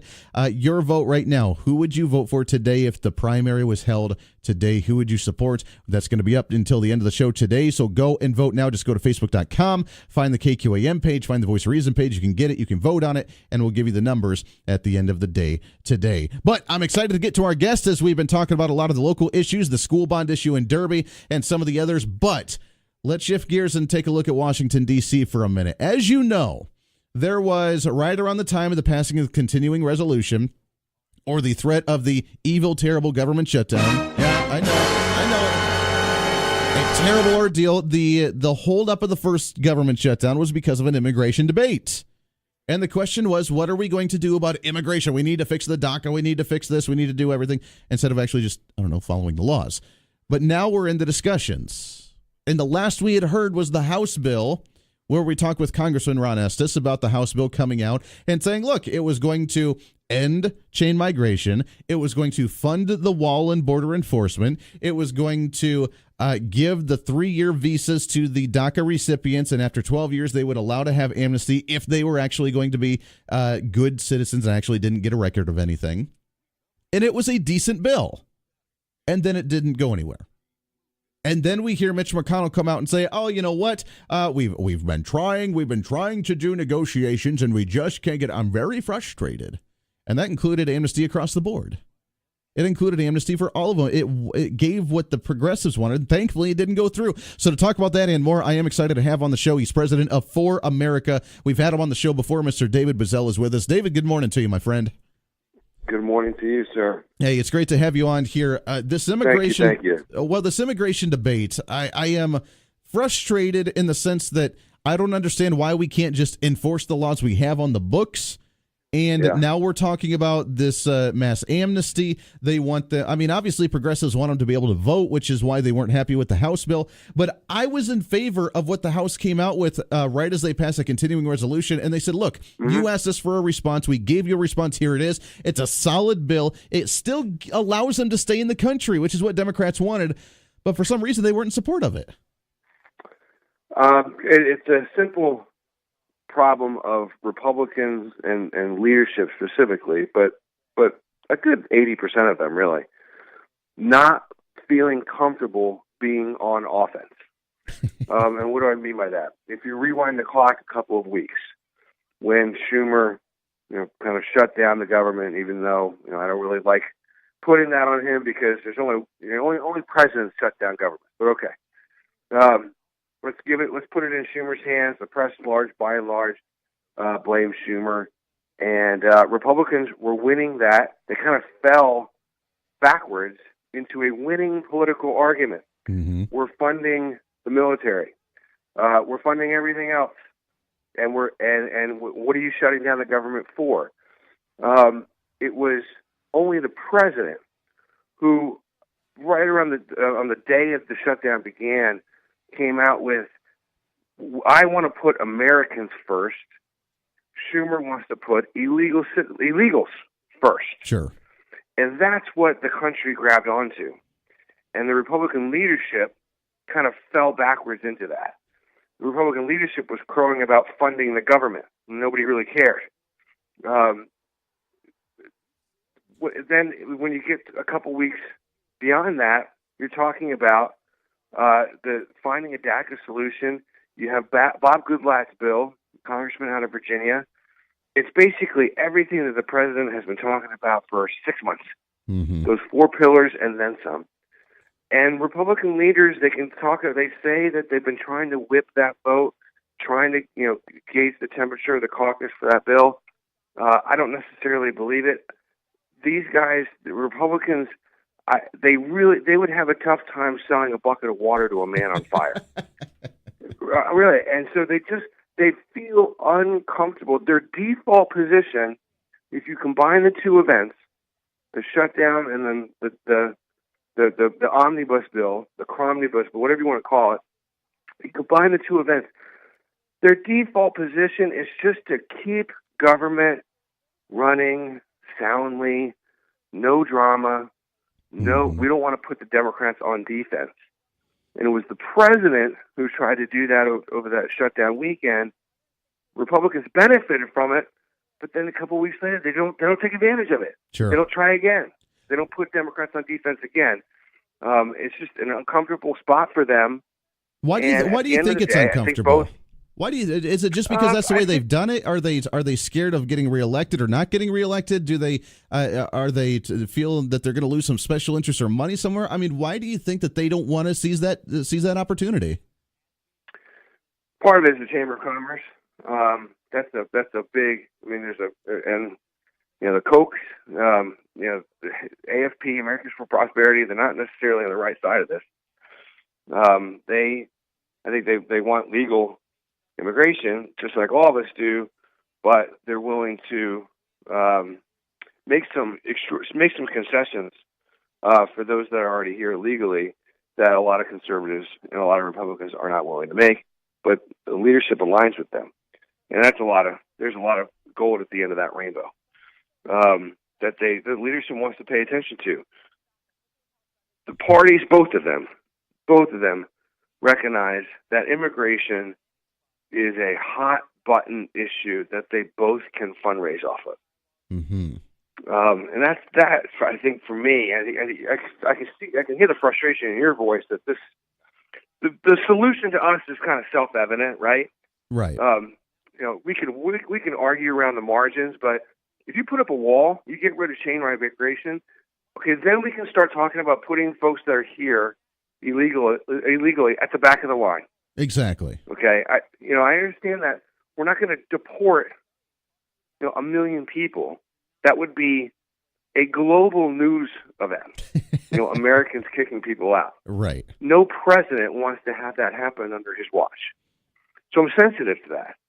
But so long as Congress puts a wall up and ends chain migration and invests in border security, okay, now we're talking. Now we're making sure that the sins of the past are not repeated. Sure. Well, and what I would like to see that is seems self-evident to you and me, but it's a struggle for Congress. Oh, it is. It is a struggle. And I'm concerned that even if we just build the wall and we start enforcing immigration, a new administration comes in, like another Obama, where they just want to ignore things and the catch and release program, and nothing was actually solved. I would love to see that if, we give them, and especially the DACA recipients, we give them an extended period of time. If you want to stay here, then you need to apply for the naturalization process. We just had a story from Lawrence, Kansas, up north of us here near Kansas City, of a science teacher who makes large amounts of money, who's been here since a child, was a DACA recipient. He has 5 siblings. All of them have been now naturalized citizens, and he got caught on an expired work visa, because he's bounced back and forth as a 30, 40-year-old man in a family now, going back and forth from a work and a student visa, and it expired, and he got caught. And now the big story is, oh my gosh, why would we deport him? It's a terrible thing. We're tearing him from his family, yada, yada, yada. If they start the naturalization process, all the power to you. You can stay here during that process. But we're not going to go door-to-door knocking and seeing if you're there. But if we catch you, if you're speeding, if we pull you over, if we find you and you're here illegally, then yeah, we need to do some type of severe punishment that may include deportation. We need to look at having some tough immigration laws, and no one wants to have that conversation. You got a lot of folks who don't want to be citizens, right? Right. People within the DACA community, whether it's 800,000 or 1.6 million, doesn't much matter to me. You got a lot of folks who because they would have to give up their citizenship from their host country, and they don't really want to be citizens. They don't really want to be on a pathway. Mm-hmm. That's a bigger problem that I think the press and the politicians, well, I think they understand it, but I think it's a bigger problem than people realize. What do you do if you provide a pathway for folks who don't want to be on it? We're just going to keep, we're like dogs chasing their own tails. But you're right about what you said at the top of that, where a new administration could come in and kind of reverse a lot of the things that the president has done. And that's a scary thought. I would give President Trump a real strong A- for what he can control coming out of the Oval Office. Sure. Vis-a-vis executive orders. I mean, he's turned out to be the most socially conservative politician in Washington when it comes to pro-life legislation and those types of things, regulation, and reinstating the Mexico City policy, and a couple of other things. He's been extraordinarily strong with the executive orders. Problem again comes back to Congress. These guys need to codify the president's efforts into law. Sure. And we're just going to we're running the risk of just reversing all this in hopefully not 2 years, but 4 years from now, 6 years from now, where all these good things that President Trump's doing is just going to get reversed. Well, and it may hurt us even sooner than that. I mean, do you think that the lack of response that the Republicans have seen as a majority right now, is it going to hurt them in the primaries this year? I mean, as you mentioned, they're getting a lot of money campaigning, saying we're either going to enforce, the Democrats saying we're going to fight Trump on this. But right now, will the Republicans be hurt in the midterms this fall unless they act on it relatively soon? I think it's a 50-50 proposition that they lose. I am no fan of this Congress, if you can sort of see that coming out of me today. If I had to give a letter grade, I'd give President Trump, B+, A-. Sure. And I'd give Congress an F. They've really just only squeezed tax cuts out like a pimple. And that's all they've been able to accomplish with all the powers of government at their disposal. It comes down to about a dozen races across the country in the House, and it's really going to come down to do women in the suburbs want Nancy Pelosi? Sure. I don't really like playing the demographic game, but if I had to do it, it's going to be women in affluent suburbs deciding for the country because those are where the swing districts are. Do they want Nancy Pelosi as Speaker of the House or not?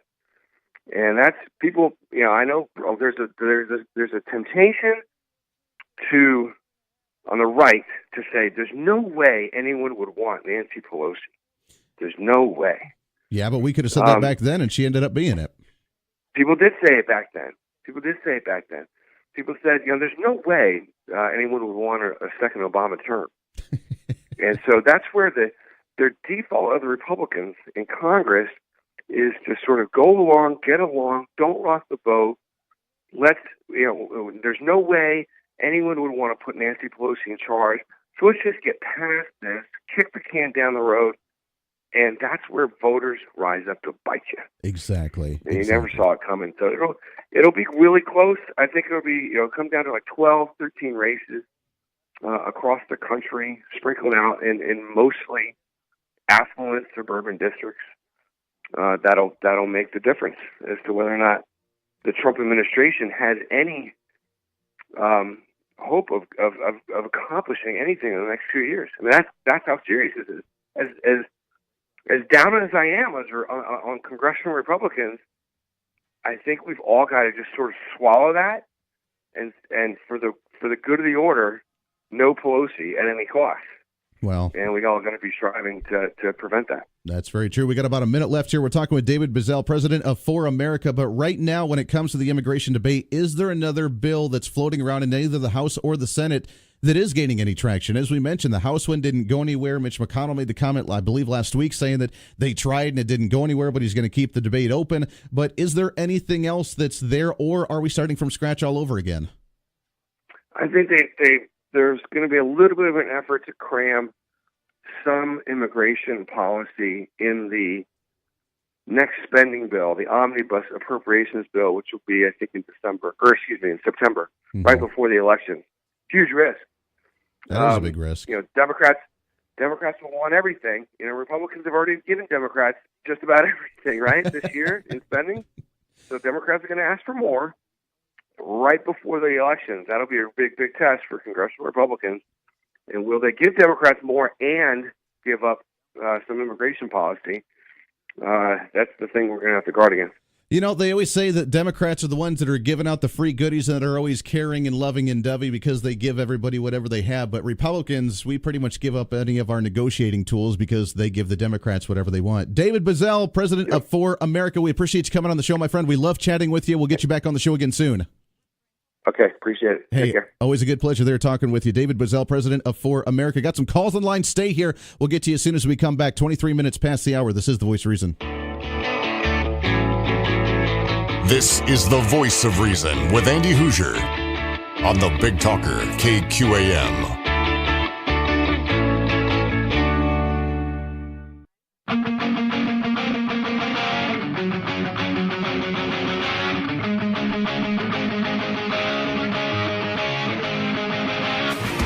There's really never enough time in the day, I tell you what. Thanks again to David Bozell, president of For America, joining the program, talking about the latest immigration debate. We'll get more information on that at a later time, but let's go right to the phone, shall we? 721-8255-721. Talk. Good morning. What's your name?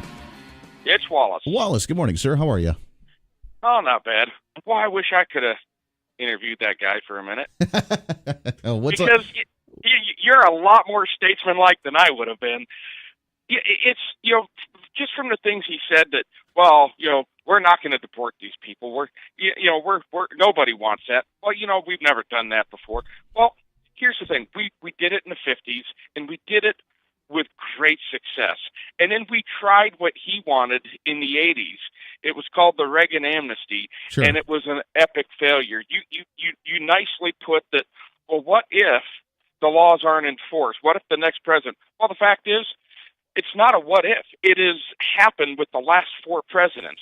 And what we know to be a fact is roughly 72 to 75% of those who we legalized, gave amnesty, citizenship to, don't vote Republican. Not a single Republican running for president ever got the majority of the Hispanic vote. Well, let me ask you this. We got about a minute before the bottom of the hour break, and I want to get your thoughts on this because I agree with you. And you know me. I mean, I am as staunch as you are, and I think that we need to do something drastic to show that we mean business, that we're actually going to enforce the laws. And if that consists of deportation, I am in support of that. Do you think reasonably that this Congress in place will actually do that? Well, I don't. Here's the thing. It's not up to Congress. It's up to the guy in the White House. He enforces the law. It is at his discretion. He could shut all legal immigration down. He could shut it all down right now if he wanted to. It is the president that enforces the law. To some degree, but at the same time, I mean, you saw what happened with us trying to do the additional vetting for different countries to be able to come in, and the courts block that. And with the judicial left-wing activists in the judicial branch, along with Congress, they're not going to allow him to use his power of what he should be allowed to do. Because you're right, but realistically, in today's times, he can't. Well, he just needs to get to the Supreme Court and get it clarified. He needs to do it fast and in a hurry. Well, there we go. Wallace, I appreciate it very much. Great points. I agree with you. It's just whether we can actually get it implemented or not. That's the big question. Bob of the Hour News coming up. Lots to come as we wrap up the show today on a hashtag Freedom Lovin' Tuesday. Stay here.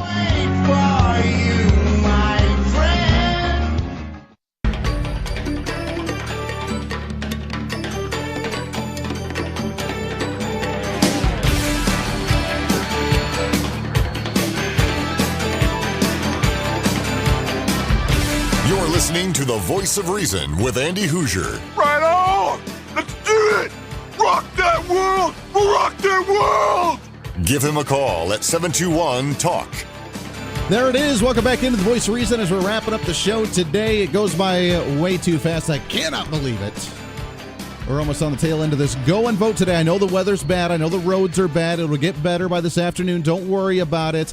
But get out the vote. Get out the vote today when it comes to the Derby School bond issue. And make sure that you are on the up and up on that one. 316-721-8255, 316-721-TALK. We'll take your phone calls here in a minute. We do want to get another update with Mr. Rick Everett with this is a news segment. We've been doing this, and I think today's kind of the appropriate day to do so with the weather. But let's go to the news with Rick. What do you say? And it's time for some good news. Okay, here we go, people. There we are. Rick, What's happening, my friend? Is that my cue? That's your cue. Is that my cue to put down the coffee cup? To do like news and stuff. That's what we do. Is it warming up out there at all yet? I don't believe so. Okay. We're still low 20s. The emergency accident reporting plan in effect for the city of Wichita. That means if you're involved in an accident and there are no injuries and there are no drugs and there is no alcohol, then you can go ahead and exchange information with the other driver involved and then report it up to 24 hours later. If there is an injury or alcohol or drugs suspected to be involved in the accident, of course, call 911. And you got a whole other issue there. Yeah. More than one. Those accident reporting forms available at Quick Shops, Quick Trips, and at local police stations. Wichita police yesterday called to a scene outside of a home near Harry and Hydraulic and actually deployed a SWAT team on a follow-up to a shooting that was reported yesterday afternoon. Police say they responded to the call about a shooting victim at a convenience store near Harry and Hydraulic a little before 3 o'clock yesterday afternoon. And KWCH-TV reports that police say they found the man in his 50s with a gunshot wound to his upper torso. Police followed a trail of blood from the convenience store, leading them to the home in the 1600 block of East OC, where they spent several hours. The injured man taken to a local hospital in serious condition. Police say the house where the SWAT team searched was clear last night when all was said and done, and no suspect from the home was taken into custody. It's like trailing a deer. Yeah. Well, there you go. There you go. I mean, if you're trying to cover up a scene, have a blood trail leading right to you. Way to go, guys. This Well story done. from the Associated Press, copycat or no? You be the judge. Police arrested a 13-year-old Missouri boy accused of threatening to shoot up a school with an AK-47 in a video posted on social media. Springfield News later reports that police in Republic, Missouri say the boy was taken to a juvenile detention center early Sunday on suspicion of making a terroristic threat. The Republic Police Department released a statement saying police seized guns and other evidence from the juvenile's home.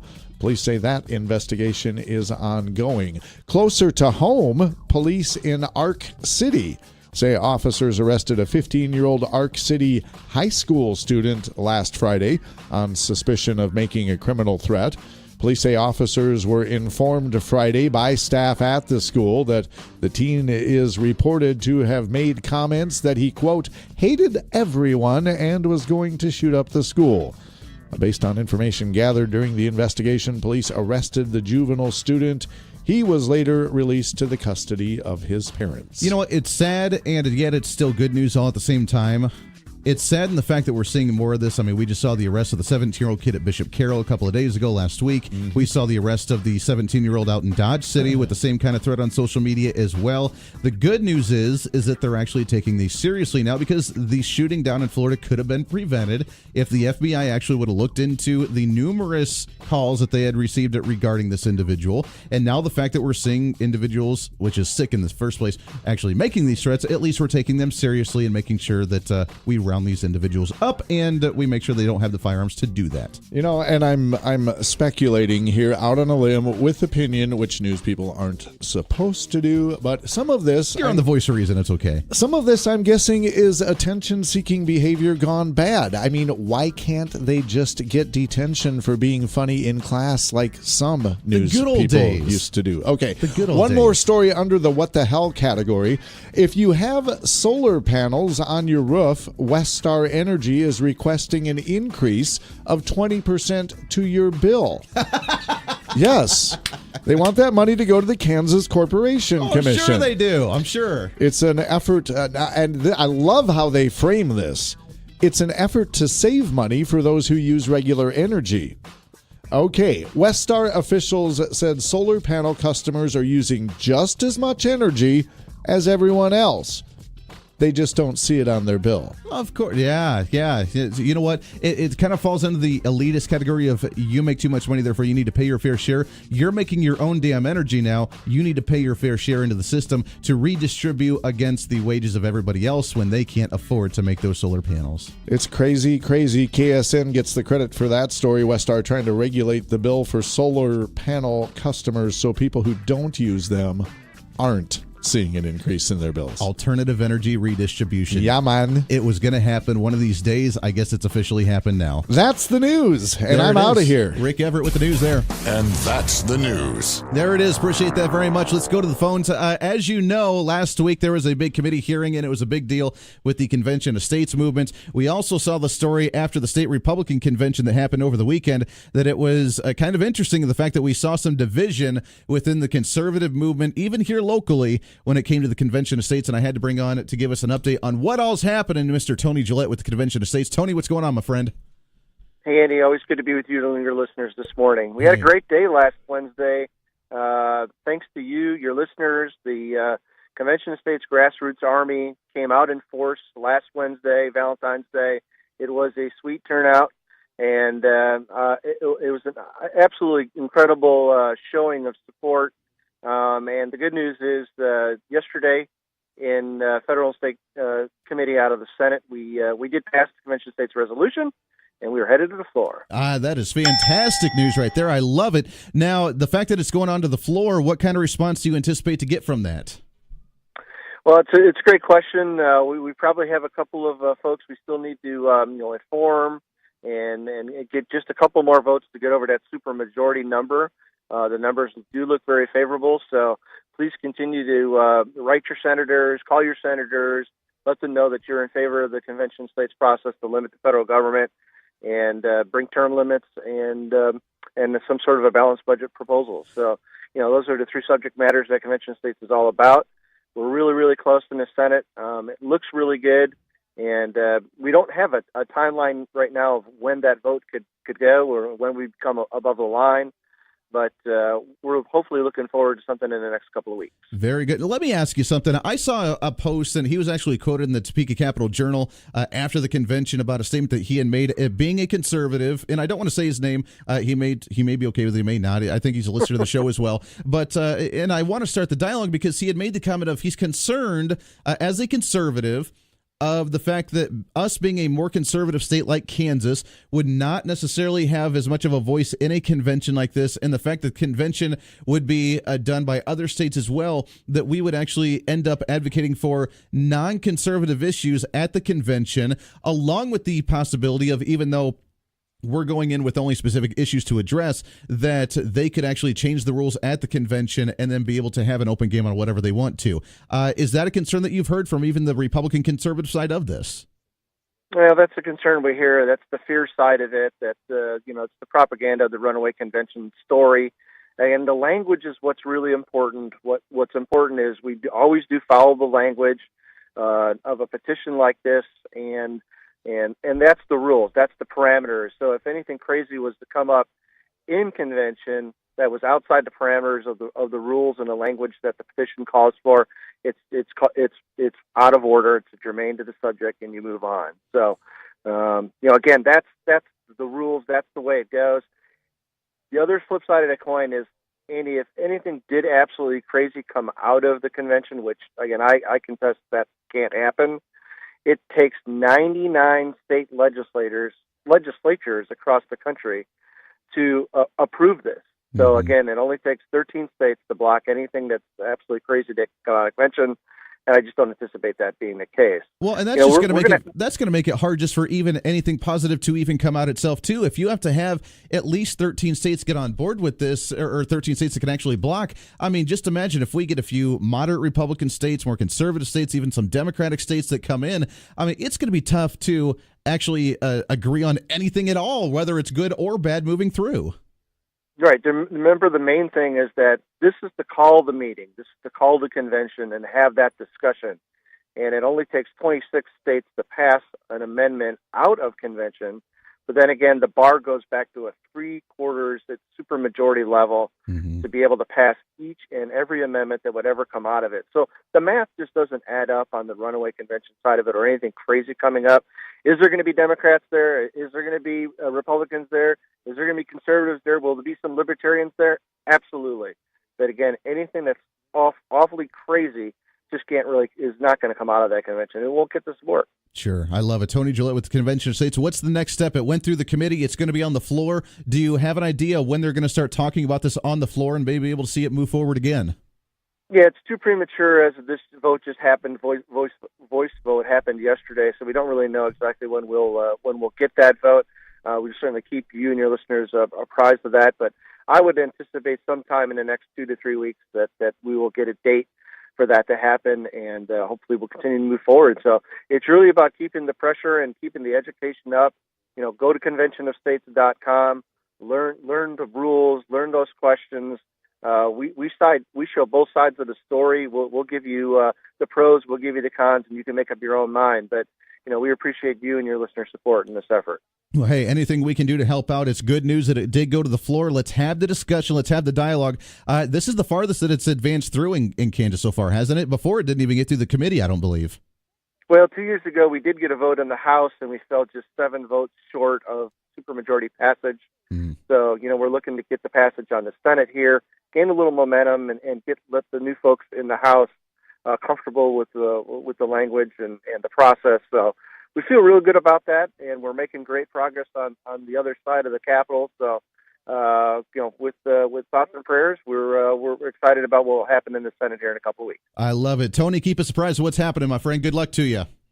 Always good to talk to you, Andy. Take care. Always great there. That's Tony Gillette with the Convention of States movement. It is interesting to see the response on how even conservatives have kind of put their guard up on this, but it seems like it's moving forward. We may have the opportunity, look, especially with the mass increase that we've seen in the Truth Caucus this year in both the House and the Senate, maybe we can get something done here with even not just the Truth Caucus and the extreme radical right-wing quote-unquote conservatives, but even just the Republican Party in general, which we do have a supermajority. Can we actually make it through? Kind of interesting. 721-825-5316-72 on talk. Let's take a phone call, shall we? Good morning. What's your name?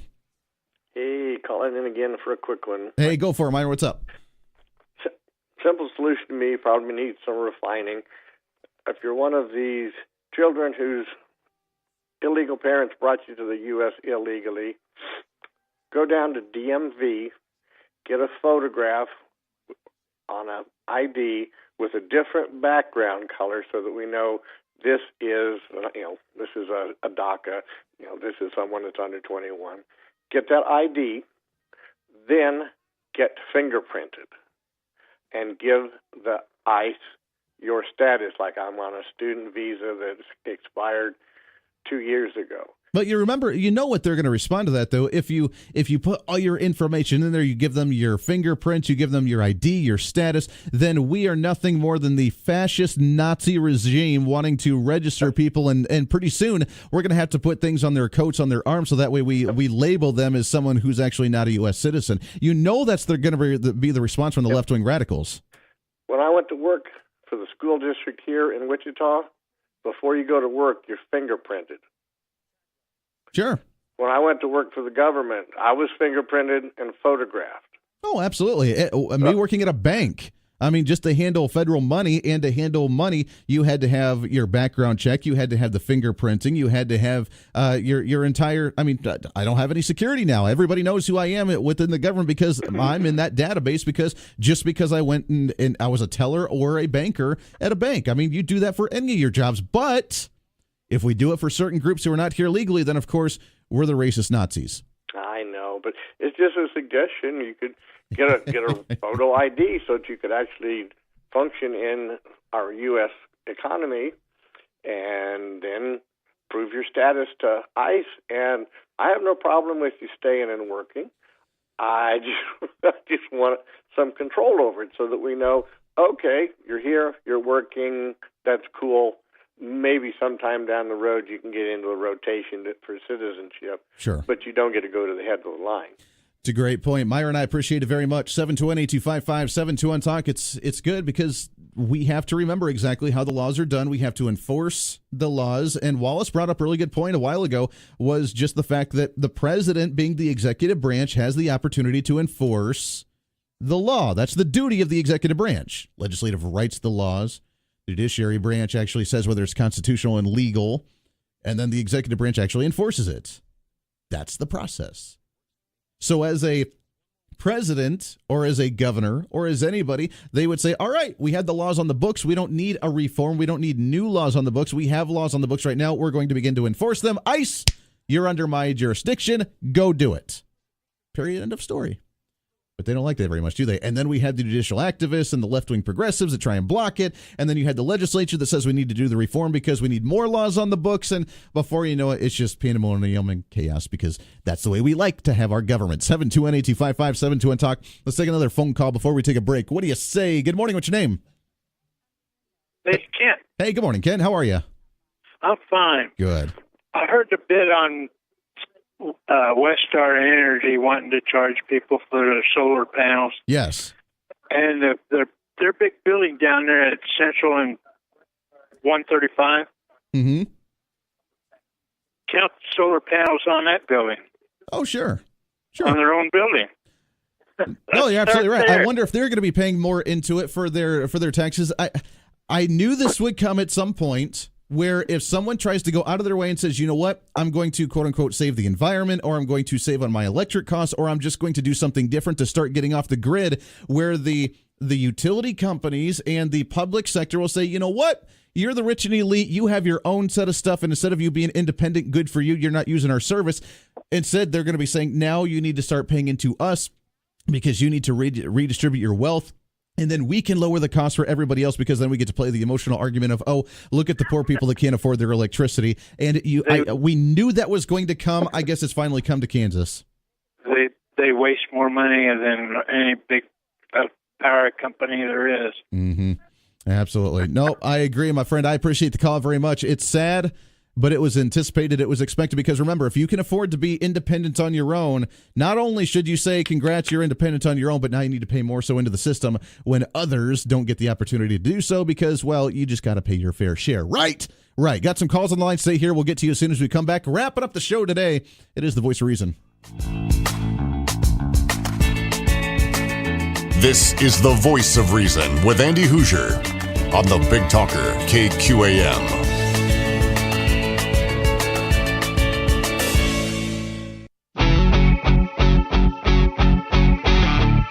Just a reminder for you, I am shutting down the polling on the governor's poll after the first Republican governor's debate and who you would support. I'm shutting that down here very shortly, so get on for the last few minutes. Probably in the next hour, I will have that off of social media. Get on there and vote on your preference on who you think you would support today after the first Republican governor's debate in the primary. Right now, Secretary of State Chris Kobach in the lead at 30%. In second with Governor Jeff Collier. And a tie between Mark Hutton and Wink Hartman, along with Jim Barnett. So we got a three-way tie for third place right now. A close one. Get on and vote before the next hour is up. Everybody have a great Tuesday. Stay safe out there if you're driving to work. Have a great one. This is The Voice of Reason.